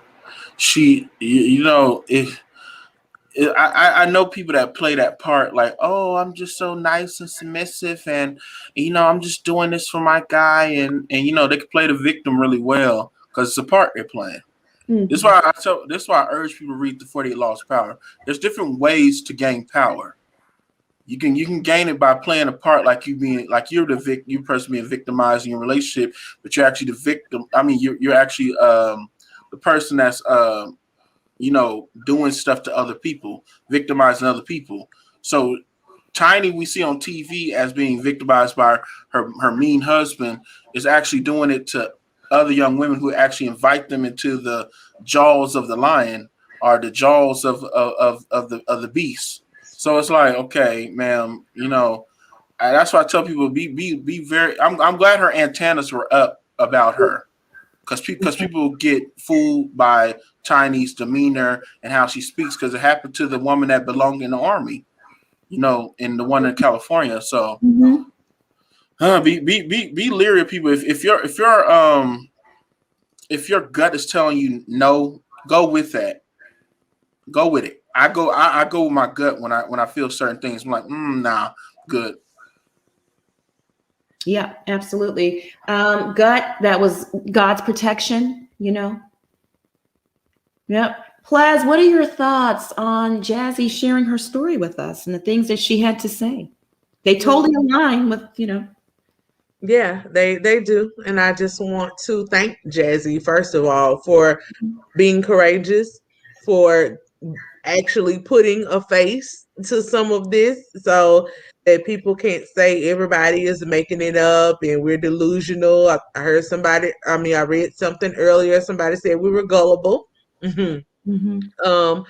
So I'm glad that she used her voice. That's all that we can all do. If you see something and you know something, say something. It may not have been the same exact experience, but God. That's the only reason why her experience was different. She listened to her intuition. She listened to she acknowledged the red flags that she saw. And so often we get these little signs that something might not be exactly right, but then again, I think it's just human nature where you don't want to believe it. And in some cases, that's why, predators know who to pick. We said this before. You pick the people who need something.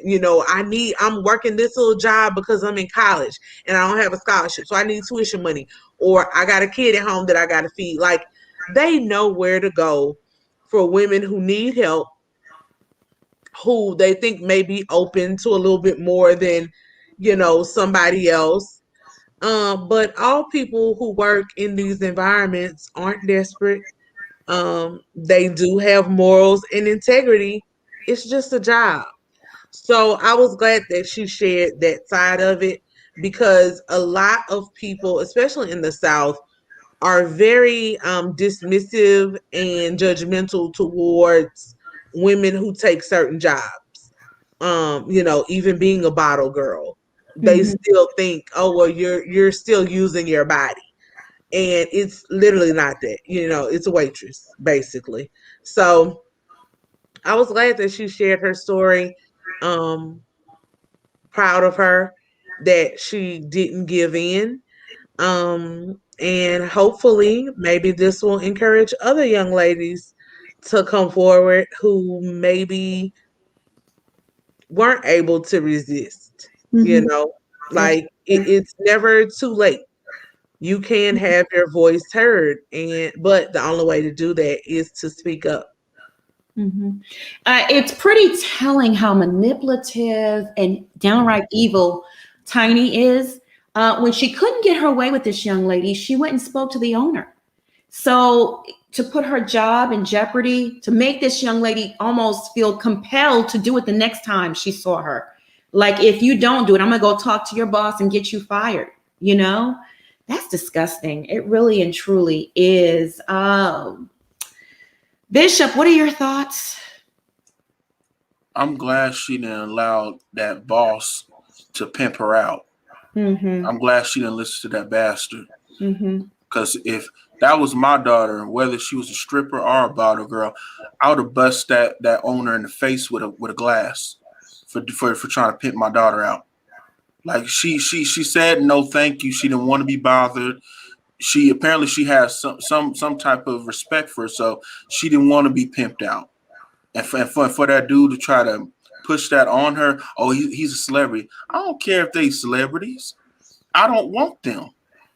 And who cares? They got money. Let me tell people this: you are the currency. You don't want to put value into a dollar. Without your value, the money would be nothing. It'll be another piece of paper. So people need to get in their minds and their hearts. You are the currency. You don't want to add value to these labels, to these name brand stuff. You don't want to put value into it. Before there was a Versace is what it is today. People had to put value into Versace for the price to keep going up, and for Gucci and all this other stuff. Before then, there was a bunch of no name brand stuff until people put value into it. So people quit allowing money to be your pretty much your coffin. Quit allowing money to be the death of you. It's not that big of a deal. I'm glad you said that, Monica. A bag comes and goes. So I'm glad you said that. Yeah.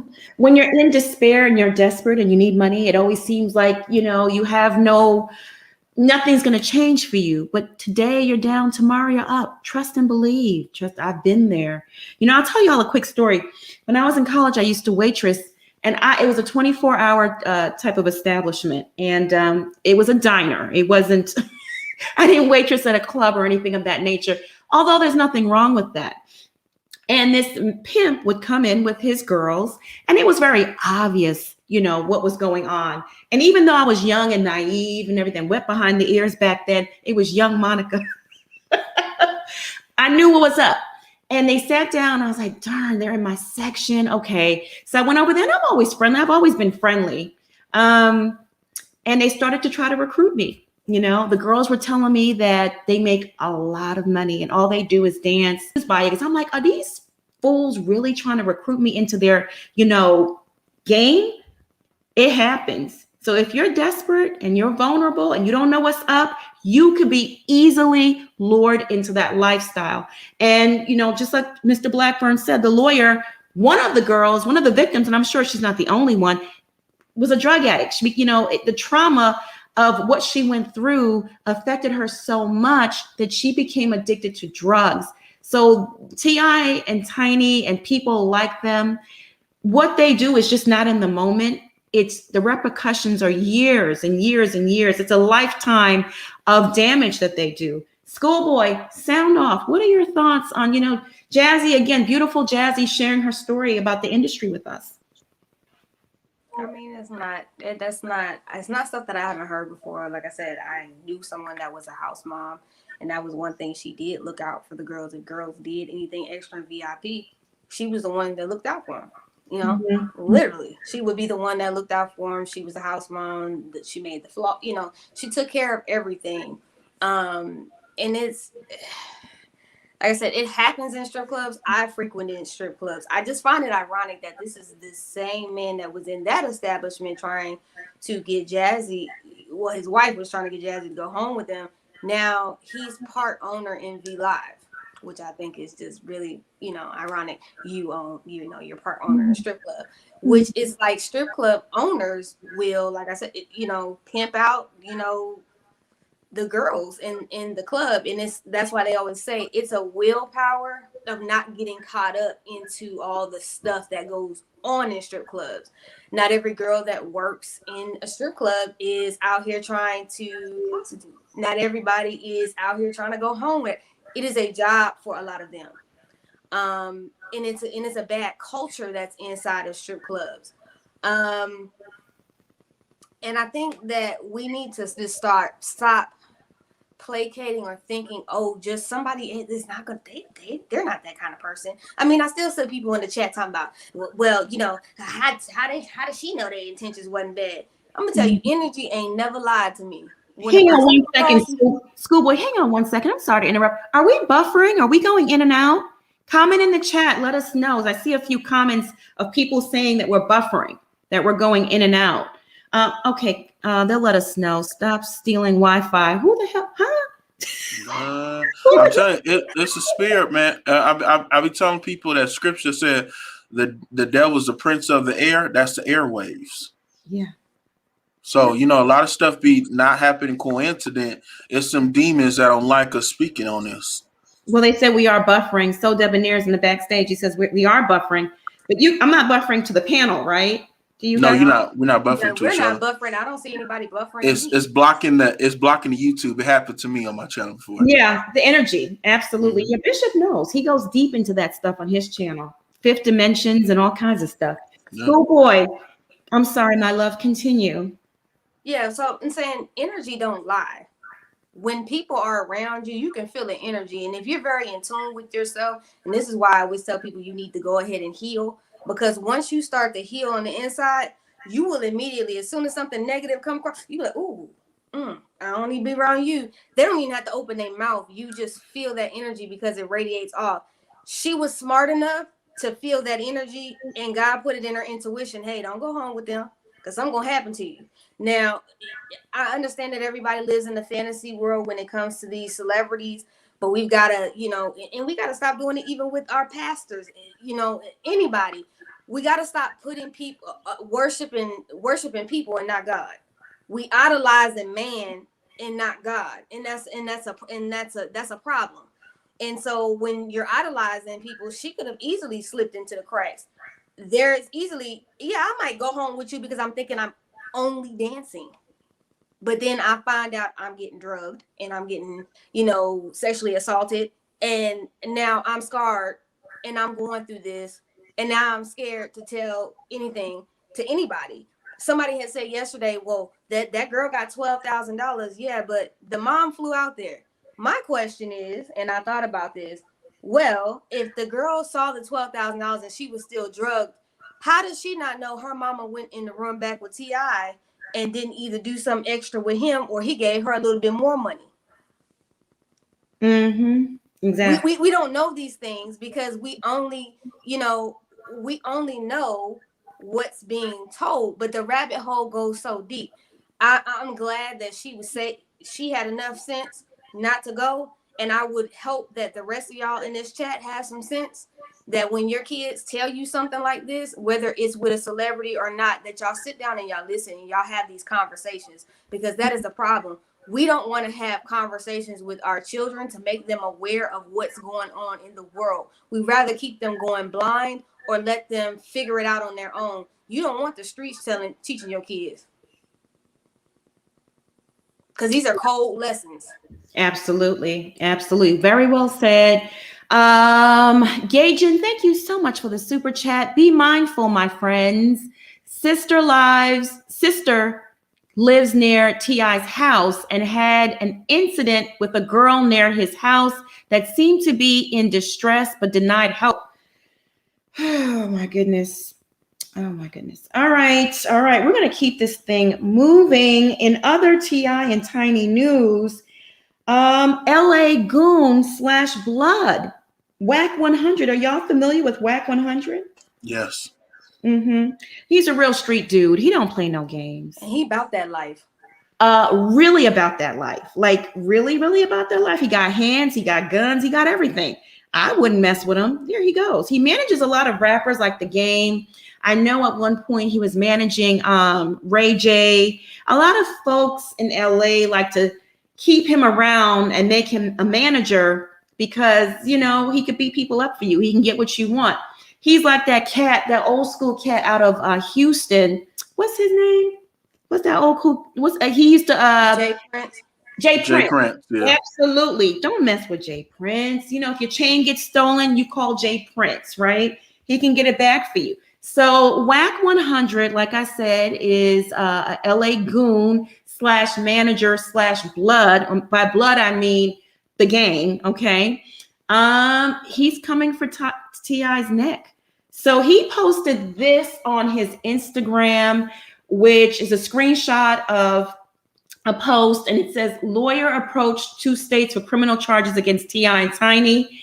And here's what his caption says. Click the link in my bio. I don't give an F. Maybe I'm the last one left. Friend, family, homeboy, it don't matter. when foul-ish going on in the community needs to know so they can protect the community. I didn't commit the acts or write up the article, but the streets, the industry, and the world needs to know. Ninja drug my daughter. He got lead poisoning coming. Believe that. Do y'all, Bishop, can you, and I'll read that last sentence again, and that's some street lingo. Maybe you can interpret for the people in the chat that don't understand street lingo. Ninja drug my daughter. He got lead poisoning coming. Believe that. Hashtag foot in the vagina. Hashtag effing monsters. Hashtag Bill Cosby, R. Kelly, all in one. Wow. He said foot in the. Oh. That was the allegation from the veteran. Yeah. That T.I. I hope you're not saying the veteran was his daughter. And that happened in LA. It happened in California. That's what I'm saying. Yeah. And, yeah, he said lead, meaning that he gonna put one in him. Yeah, lead. He'll put a hot one in him.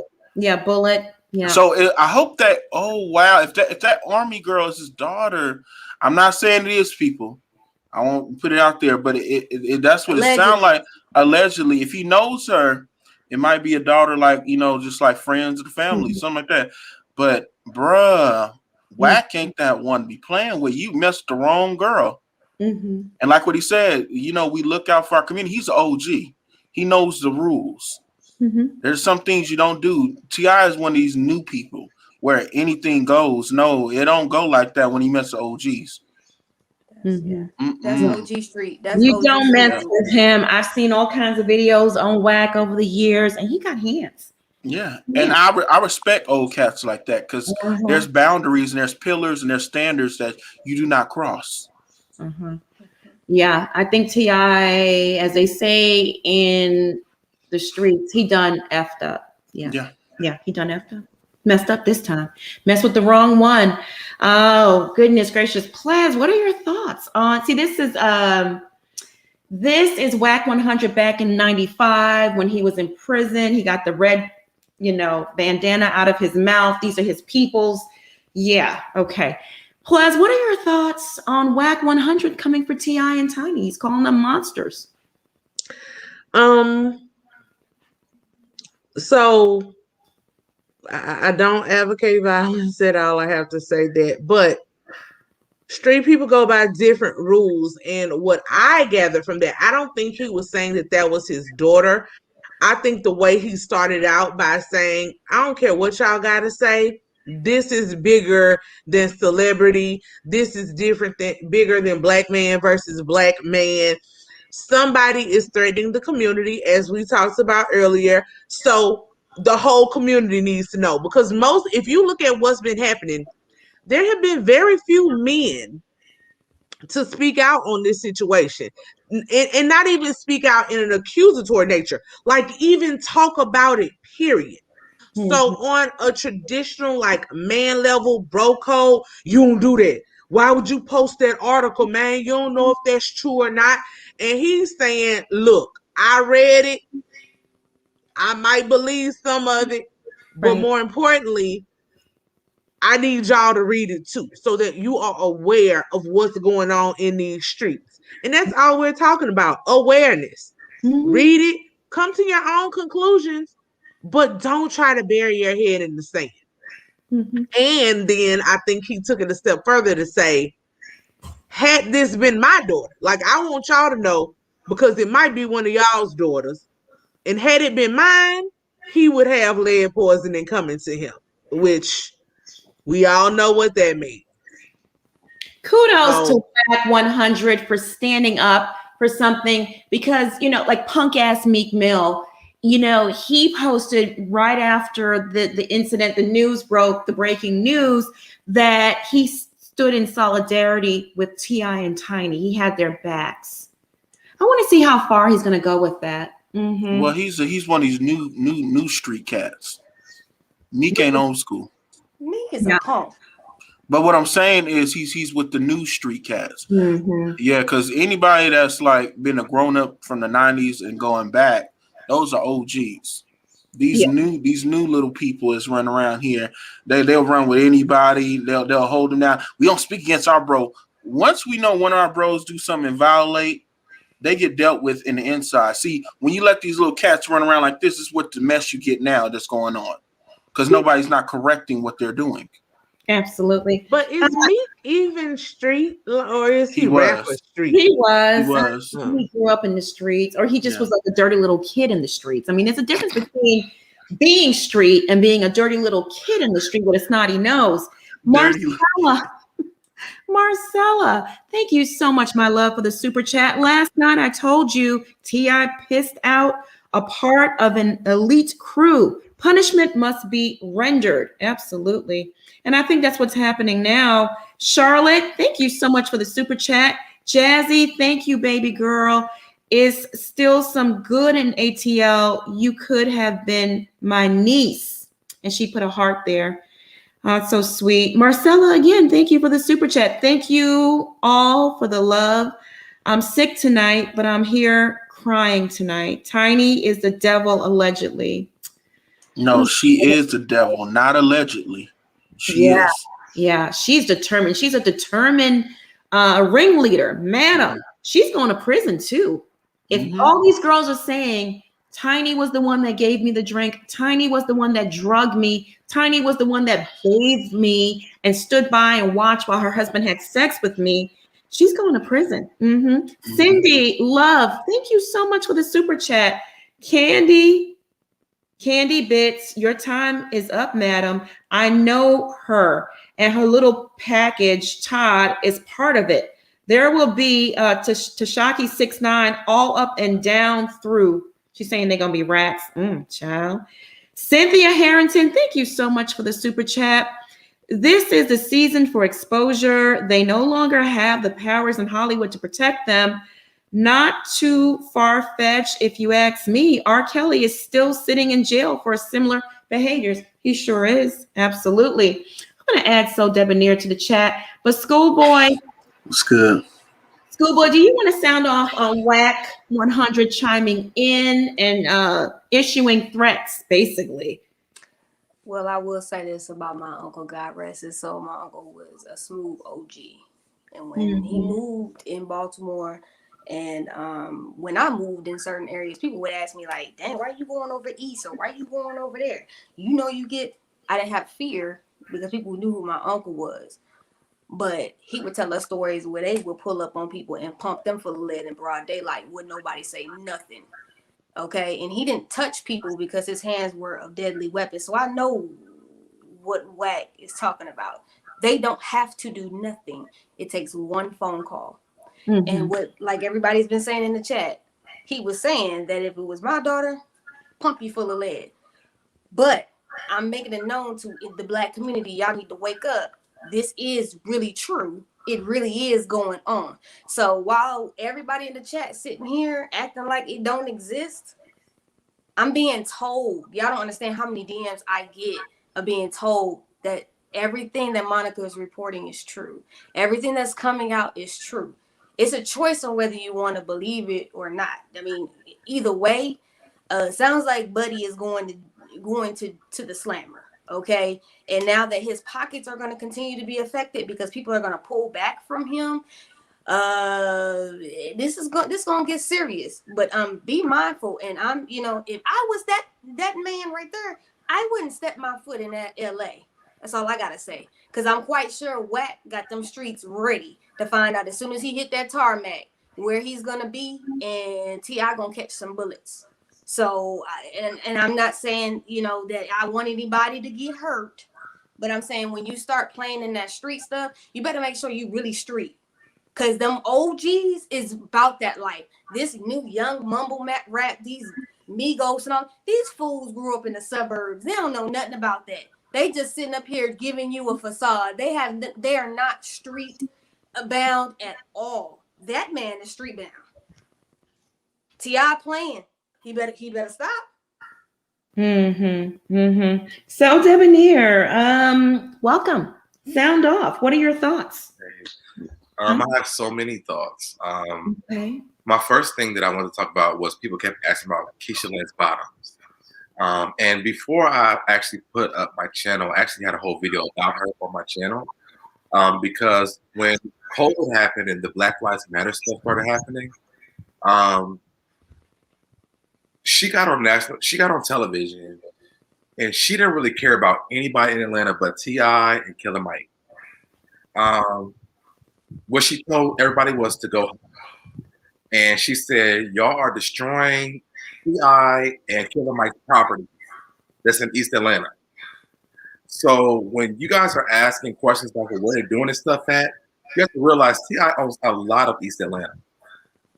Also, to me, I feel like she has some kind of knowledge about this because she's such a big supporter of T.I.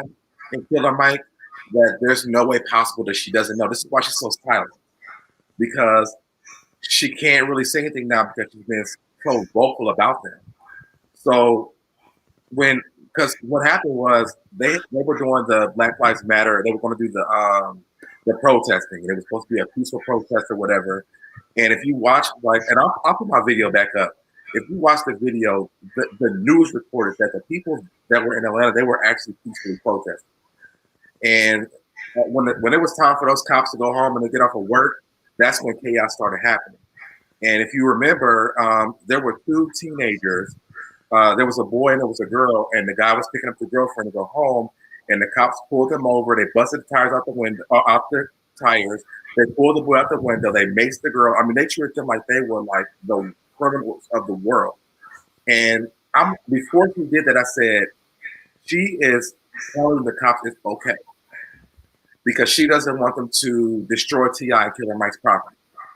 So when it comes down to that, and the police that are in Atlanta, I definitely think that T.I. definitely has a big influence on everything that's going on down here because she didn't say, she didn't tell the cops, don't harass if they're peacefully protesting. I'm giving them a curfew and, stay at home. She never said anything about the people that live here besides go home and to stop destroying things because this is T.I. and Killer Mike's property. Mind you, when they destroyed all that stuff, it wasn't even in East Atlanta. So you have to realize her loyalty to him is bigger than what people think. So when you guys are waiting for her to make a statement, she's not going to make it. Her loyalty lies with them. Mm-hmm. So are you really saying she's Keisha Lance No Bottoms? She's Keisha Lance. We don't even give a damn here in Atlanta because we've all been like, something's not adding up for us here in Atlanta because how do you ask us to go home instead of asking the police department not to harass us with peacefully protesting? Why is your biggest concern us destroying Killer Mike and T.I.'s property? Forget everybody else's property, T.I. and Killer Mike's property. That's our biggest concern, period. Because they have bonds. From my understanding, they have bonds. They got bonds from her in those areas to put that stuff there. Because T.I.'s only going to move unless it's money to be made. So he got bonds from the city to put that stuff over there. So she's protecting those bonds. So from my understanding, what it was told to me earlier today is that she's very much so complicit because she's a part of that. She knows about the bonds. She's helped out. Probably Palms is being greased. He's got a lot. It's a huge setup to that. And so you're right. I mean, keep listening at all because there's no way possible that she's not aware of any of this stuff. This has to be like some kind of agreement that they have where they brush underneath the rug and they have an agreement with the police department because there's no way possible she doesn't know that because she does not care about them. To me, she became the mayor because she was a celebrity of it all. And that's it. She doesn't really focus on real issues. She likes to be at the celebrity events and she likes to be known for her being the black mayor of Atlanta and those type of things. Even the governor doesn't really respect her because even when she gives out demands, he overrides all her stuff. So her role really doesn't matter here in Atlanta at all. So you have to realize those things. So stop waiting for her to say anything. She's not. Wow. Oh, goodness gracious. So, Debonair, hang out in the backstage. I'm going to bring some other folks on to share their commentary. and then I'll bring you back. Okay. Okay. Hey, Stout, how are you? Hey. I'm great. How you guys doing? Fine. Salute. Wow, this is heavy. This is a lot. First of all, I want to do some damage control. I sent in a super chat earlier in regards to Schoolboy making a statement about some information he was receiving in regards to this whole T.I. and Tiny stuff. And she made a comment saying that someone had commented that being lesbian was tearing down families. I sent in a super chat trying to be a little sarcastic, and I don't think that it came across that way, but I just want to clear it up that what I meant to say in that super chat was being a lesbian has nothing to do with tearing families down. But the investigation on T.I. and Tiny, that issue is tearing families down. So that's what I meant to say. I'm going to start making my super chats a little bit shorter. As Monica would say, when you send me a long DM, forget it. I'm not going to read the whole thing. I'm going to start making my super chats a little shorter, just so the message doesn't get twisted or mixed up. So I just wanted to clear that up. Schoolboy, you're my peoples. Never would I ever say anything. I would never think that. I would never think that of you. People's comprehension, they choose to read and believe what they want to believe in these chats, and I don't give energy to it. Just like my shirt said yesterday, y'all know what it said, and my mood is still that. It will always be that. I don't really care about what these people have to say because a lot of them are delusional anyway. And that's absolutely great. But what I do care about is how you feel if I say something that might offend you. So I just wanted to clear that up. It was probably in my own head. And after I did that, I got really delusional. I thought I was being blocked and all these other things was going through my head. But just know that I would never say anything offensive to any one of you guys in the panel. I know your heart ain't like that, and it's no malice in that. I knew what you were trying to say. Like I said, people twist things all the time into what we say on the panel. Monica might say something, Players might say something, Bishop might say something. They want to go and take it, 300 miles, and that's not even what nobody said, because they don't understand the difference between an opinion and a bias. Instead of reading that and getting the definition and coming back. So I didn't take it that way. Style, I love you, and I love the support that you give to the panel, and we love you. So bump these people. All right. Okay. Thank you. I love you too. Listen, I want to say big ups to Jazzy for calling in and telling her experience, because that supports not only the subject at hand, but other individuals that may be out there that are experiencing these types of things and don't think that they have a platform or an avenue to be able to talk about it without being ridiculed or judged. So big ups to her for calling in and feeling comfortable enough at All About the Tea to be able to express what she had experienced and probably still thinks about to this day. As far as T.I. and Tiny is concerned, they're shaking in their boots right now. This is a whole lot real fast all of a sudden. So they've got to be shaking in their boots right now, because no one woke up one day and said, hey, let's get these group of girls together and let's all create this conspiracy that T.I. and Tiny did something to us. And we're going to say we don't know each other, but we're all going to say the similar. That's not happening. Like we always say, where there's smoke, there's fire. There's definitely a fire blazing somewhere. And eventually it's going to be discovered. It's sad. It really is sad. And it really hurts me that these women had to experience any of this. And I hope that they prevail.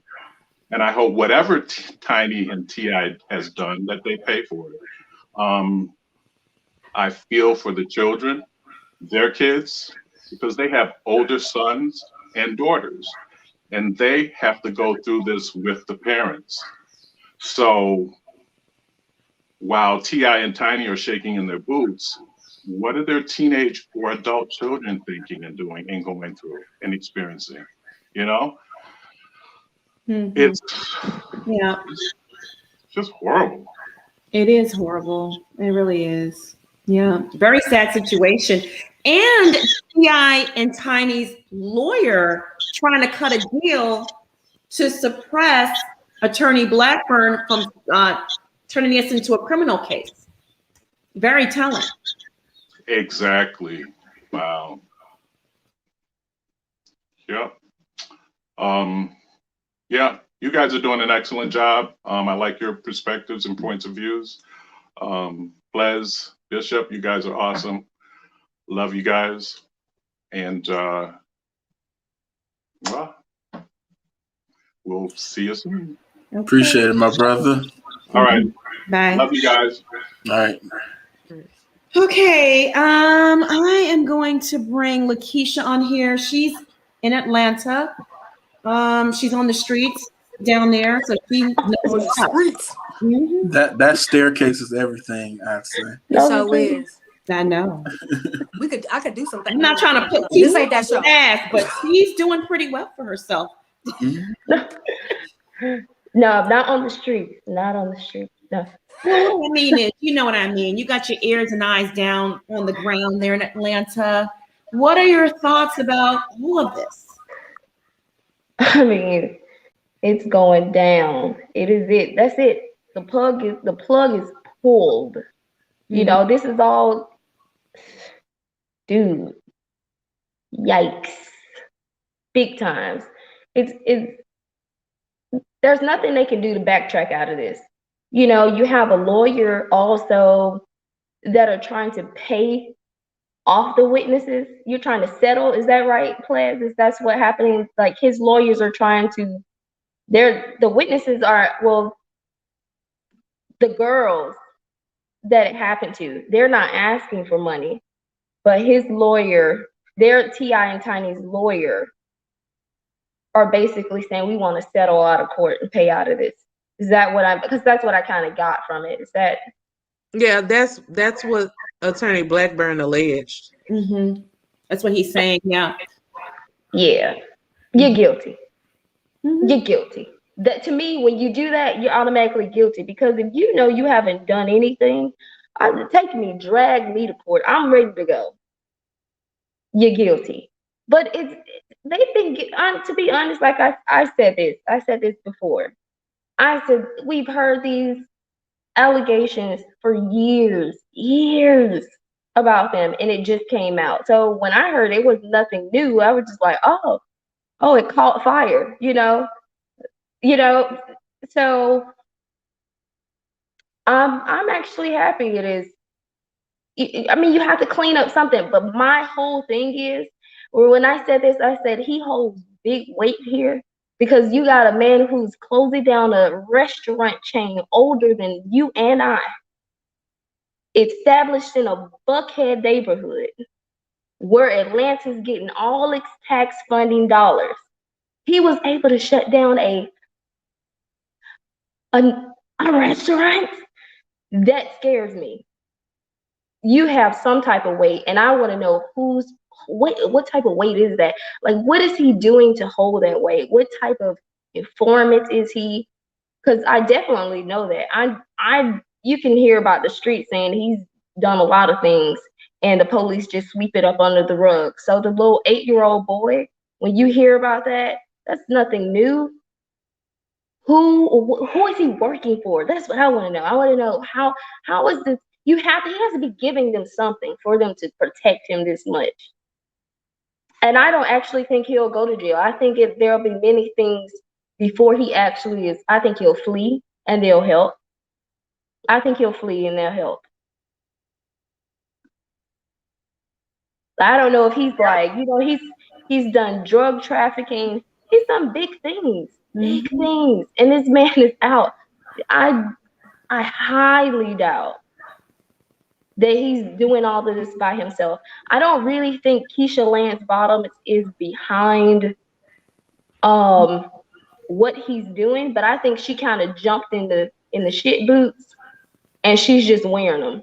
And she's like, all right, I want it to be this black mayor here because we're taking this stance and we need to win this election. But oh my God, ma'am, jump the damn ship. Jump, lady. Because I mean, the police here, nobody really respects her here as an authority figure. Like So Debonair said, like nobody's listening to Keisha Lansbottom. Nobody. The police officers. That's why you have all these killings that are happening, here, because the police they protested. They said, we're done. We're done, ma'am. You're not protecting us. We're not gonna protect you. We're not protecting these Buckhead streets. We're not. 'Cause for years we never had, the type of crime that has occurred within the past 2 years. Never. Right. And we recently had a young lady get shot at at Phillips Plaza, where you have where everyone shops, the huge stores, and it was not on the news. They snuffed that out. So I mean, I don't know. It's crazy. It's crazy. It's insane, but it seems as if it's the season for exposure. Yeah. Yep. Keisha, thank you so much, my love, for calling in tonight. We always enjoy your perspective. Thank you. All right. Good night, guys. Good night, my love. Good night. I still listen. Stay down there, okay? I love that staircase. Yeah, that staircase. That's everything. Oh, wait a minute. I'm sorry. I'm gonna bring Princess on. Hey, Princess. Oh, it's Hey, everybody. Hey, Princess. Hey. I had to get up for y'all. Okay. I thought I had said a lot last night until I looked in the chat and I'm listening to the stories. It's so many people, it's like 5,000 people in the chat. So that also lets me know there are some snoops and snitches in the chat as well. And trolls and everything. And I see people in here that are just totally against what is being said. And it makes me wonder, well, why are you here? But you must be here because maybe something in your spirit still doubts what you deny. You know that something is not right in the water and something dirty is going to come out in the rinse, okay? We are all human beings. Let's be clear. Nobody is above reproach. It hurts my heart to think that, my girl Tiny, I done grew up with her singing all these songs that she might be a pimp, okay? But most women are the ones who do it. It's not really the men. If you even listen to men pimps talk on TV, they tell you the women are the choosers. The women are the ones who do the game the best. They are the ones who manipulate. Most men who manipulate women do have a right hand, even if they have a best friend that they go to for information. Women know how to seduce other women. And I just don't put it past anybody. And the thing is, let's be clear, yes, Tiny is older than Tep. If you think of two birds flocking together, Tiny was living the rock star lifestyle far before T.I. came into the game. Her and Candy were young, and they probably were put on to this situation before they knew who a T.I. was. At that time, he was young. He was in the streets. And two birds, just like Whitney and Bobby, they flock together, and their spirits and their energy flock together. So, well, she may not have been a drug dealer. Don't let people in the industry, the first thing they do is introduce you to some weed and some alcohol or whatever you got to do to get loose so that you can perform. So I think that maybe by the time she got with T.I., they from College Park. I heard during that time it wasn't necessarily the best neighborhood to be from. So they weren't, they had already been familiar with this stuff. So, okay, T.I., stop selling drugs like that. Okay, because if she was an established star and she saw he was a street dude, she should have not messed with him in our minds. But just think about it. She knew what T.I. was into and got with him and decided to help get him off the streets. Okay, let's get your career going. You up and coming. I like you. Let's do this. He never stopped selling drugs. We're going to say allegedly, okay? But he has been caught with all of these drugs, all of these guns, way into his career. Why does he need that if he's making money and he's doing well and he has the means to have a good life? It's because it's a lot of stuff that's going on underneath the mattress, okay? It's underneath our eyes. Now he changes his life a little bit. He changes his career because he don't want to go back to jail and he wants to get more money. So you have to do what you need to do in order to survive. He puts Candy on the back burner for a reason. She had a whole career before him and he won't even let her go outside and do nothing. He said, I don't want you in that lifestyle. Why? Because he knows what's out there and he probably knows what she gets into. So he said, baby girl, if you don't sit your ass down, okay, I don't want you out there doing it with nobody but me. Okay, watch over these kids. Make sure these street people don't do the same thing to our kids that we may or may not be doing out there in the streets. We have to look into these things deeper than surface level. Let me tell you something. When times got hard and I was young and I had a little kid, don't say you ain't never thought about Nate, I'm in a bind, that you might get in a situation. And if you didn't, then, you know, or you judging, I don't care, okay? You think about it when your kid needs to eat and your kids is hungry and you need a place to stay and things happen, you get in them situations, say, Nate, I'm in a bind. If you don't know what I'm talking about, go find out. Just Google it, okay? You may or may not go into those situations. And so they know who to pick. R. Kelly, T.I., all of them.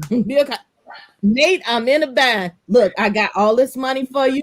I can help you take care of your baby. I can make sure that I can pay for your whole week's salary right now. That's what that girl is talking about that came on here.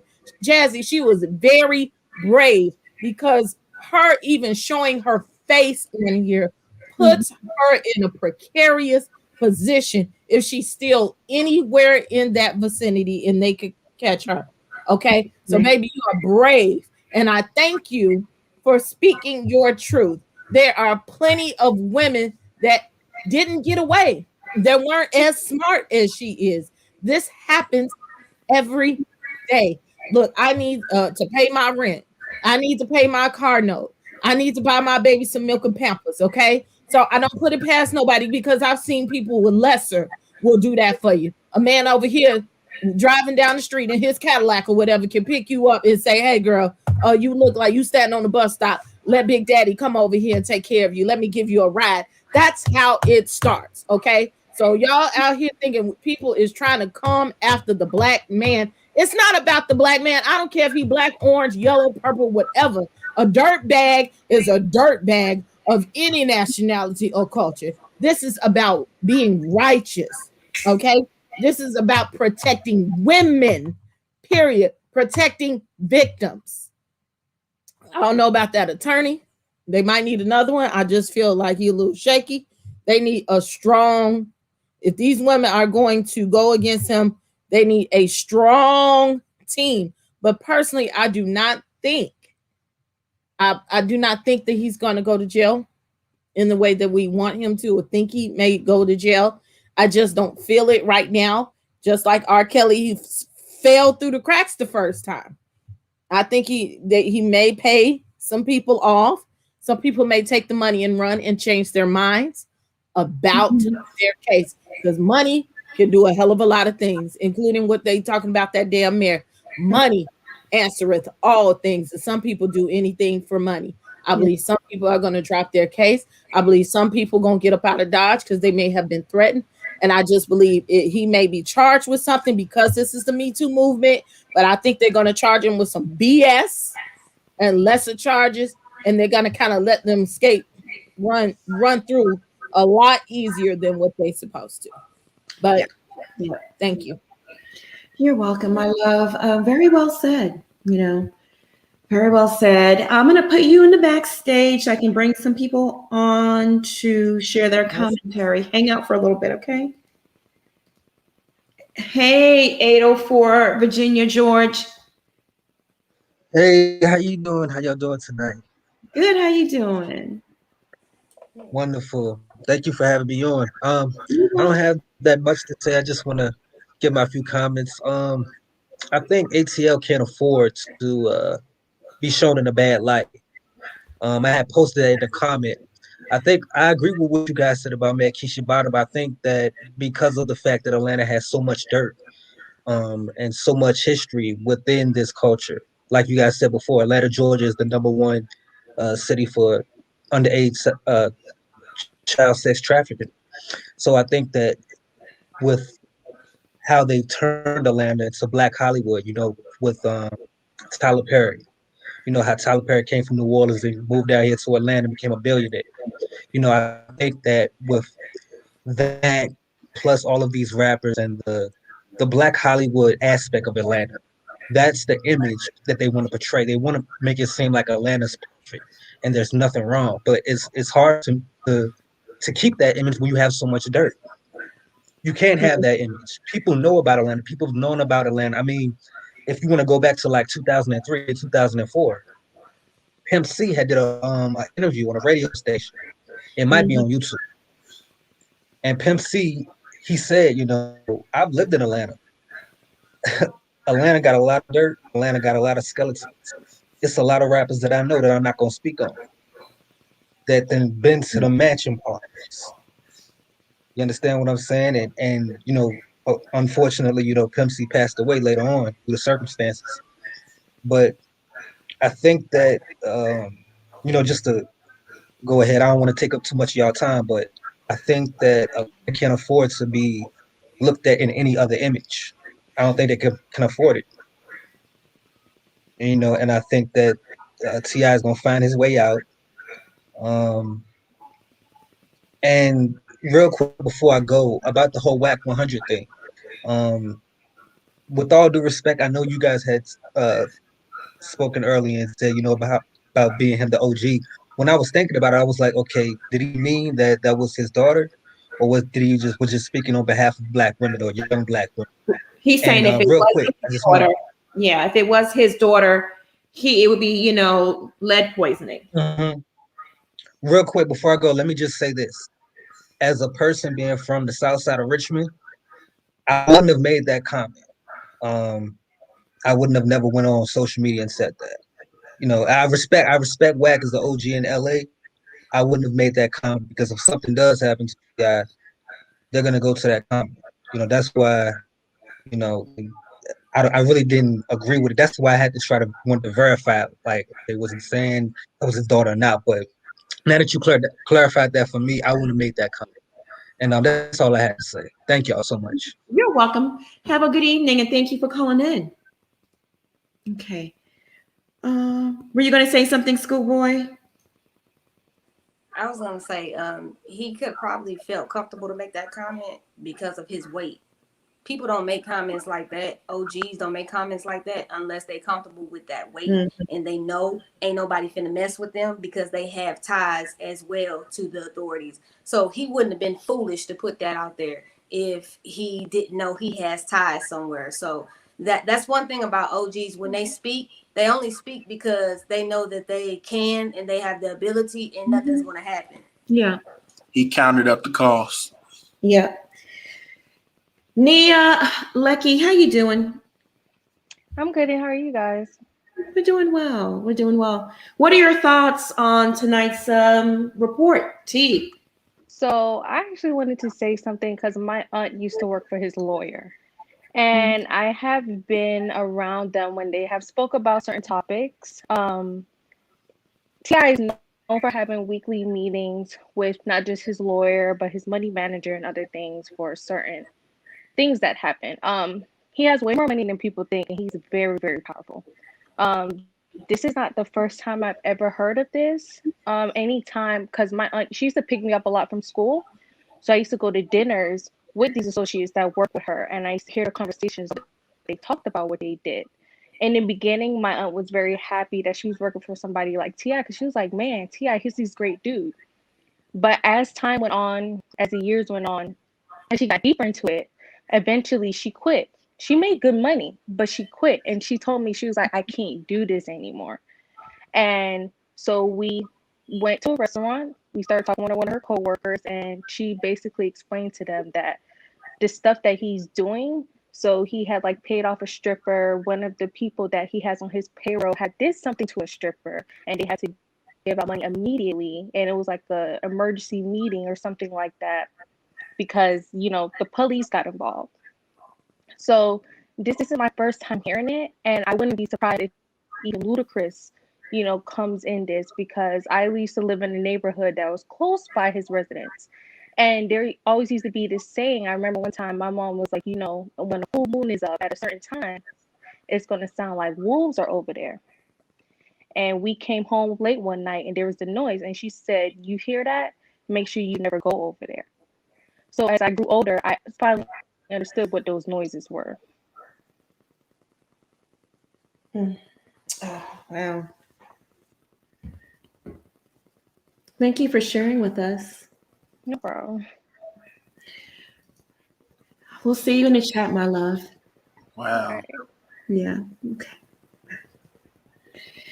Wow, that was a lot. The world's greatest entertainer. How are you, my love? I'm good, and you guys? Good. Good. Good. Wow, this situation is really getting a lot more heavier. Like it's just like you carrying a whole burden on your back. And when So Devin Neal was talking about Keisha Lance Bottom, I kind of have to agree. She is going to have to make some type of statement sooner or later because that will make people thinking that he was okay or somehow she knew. But everybody's hands in this entire situation is not clean. This is getting dirtier and it's getting nastier. But now another question is about to come up. Who else was involved in all of this? Because we might end up getting surprised thinking that about some people who were good and model citizens turned out to be in this fiasco that they have created.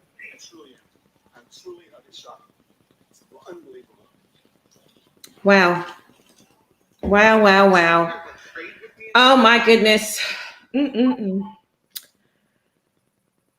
This is heavy. Like this whole situation is just heavy. Like it's just like getting emotionally draining heavy. You ain't never lied because yesterday I had to just lay down because it'd be too much. I usually have to meditate before sleep because I can't sleep because my mind is going. That's why one time when I was watching the R. Kelly stuff, I couldn't sleep. Like I was insomnia. So tonight definitely we'll be doing sleep sounds and we'll be doing meditation to go to bed because I can't function like that.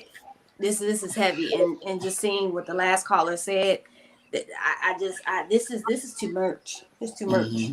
And way too much. And the fact that he has some type of power in the police that's extremely dangerous and that's extremely scary. Now you know how they always say, white people don't want us to have too much power anyway, but that's a lot of power. You cannot escape that. That is a lot of power to really have the police in your pocket. And I can truly understand why some of these victims do not want to show their faces or state their actual names. Because we all seen crime shows where if they have said anything, they could have been murdered or they would have been paid off or they would have been beaten up. It's a lot that you have to look at if you're going to make those type of statements. You want them to come forward, but you also want them to be comfortable when they make their statements. Yeah, absolutely. The world's greatest entertainer. Thank you, my love, for calling in and sharing your perspective with us. You're welcome. Yeah, we'll stay on the case. We'll be here covering it. All right, my love. Have a good evening. Thank you all. Okay. I'm going to read a few super chats before we wrap things up. Ayana Apprecio, thank you so much for the super chat. Come on, princess. You always come with that good word. Love y'all. We love her too. Gaijin, thank you so much for the super chat. Be mindful. My friend's sister lives near T.I.'s house and had an incident with a girl near his house that seemed to be in distress but denied help. I think I read that one. Thank you. Marcella, thank you so much. Thank you for all the love. I'm sick tonight. Okay, I read that one as well. Just want to make sure all my bases are covered. Let me check my other database because Lindsay, thank you so much for the super chat.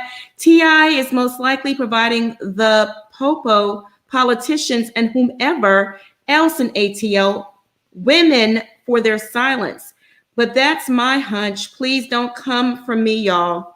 Okay, you're allowed to have that hunch. It wouldn't be shocking. Even if the attorney, Mr. Blackburn, said he didn't go local to the ATL police because of history, right?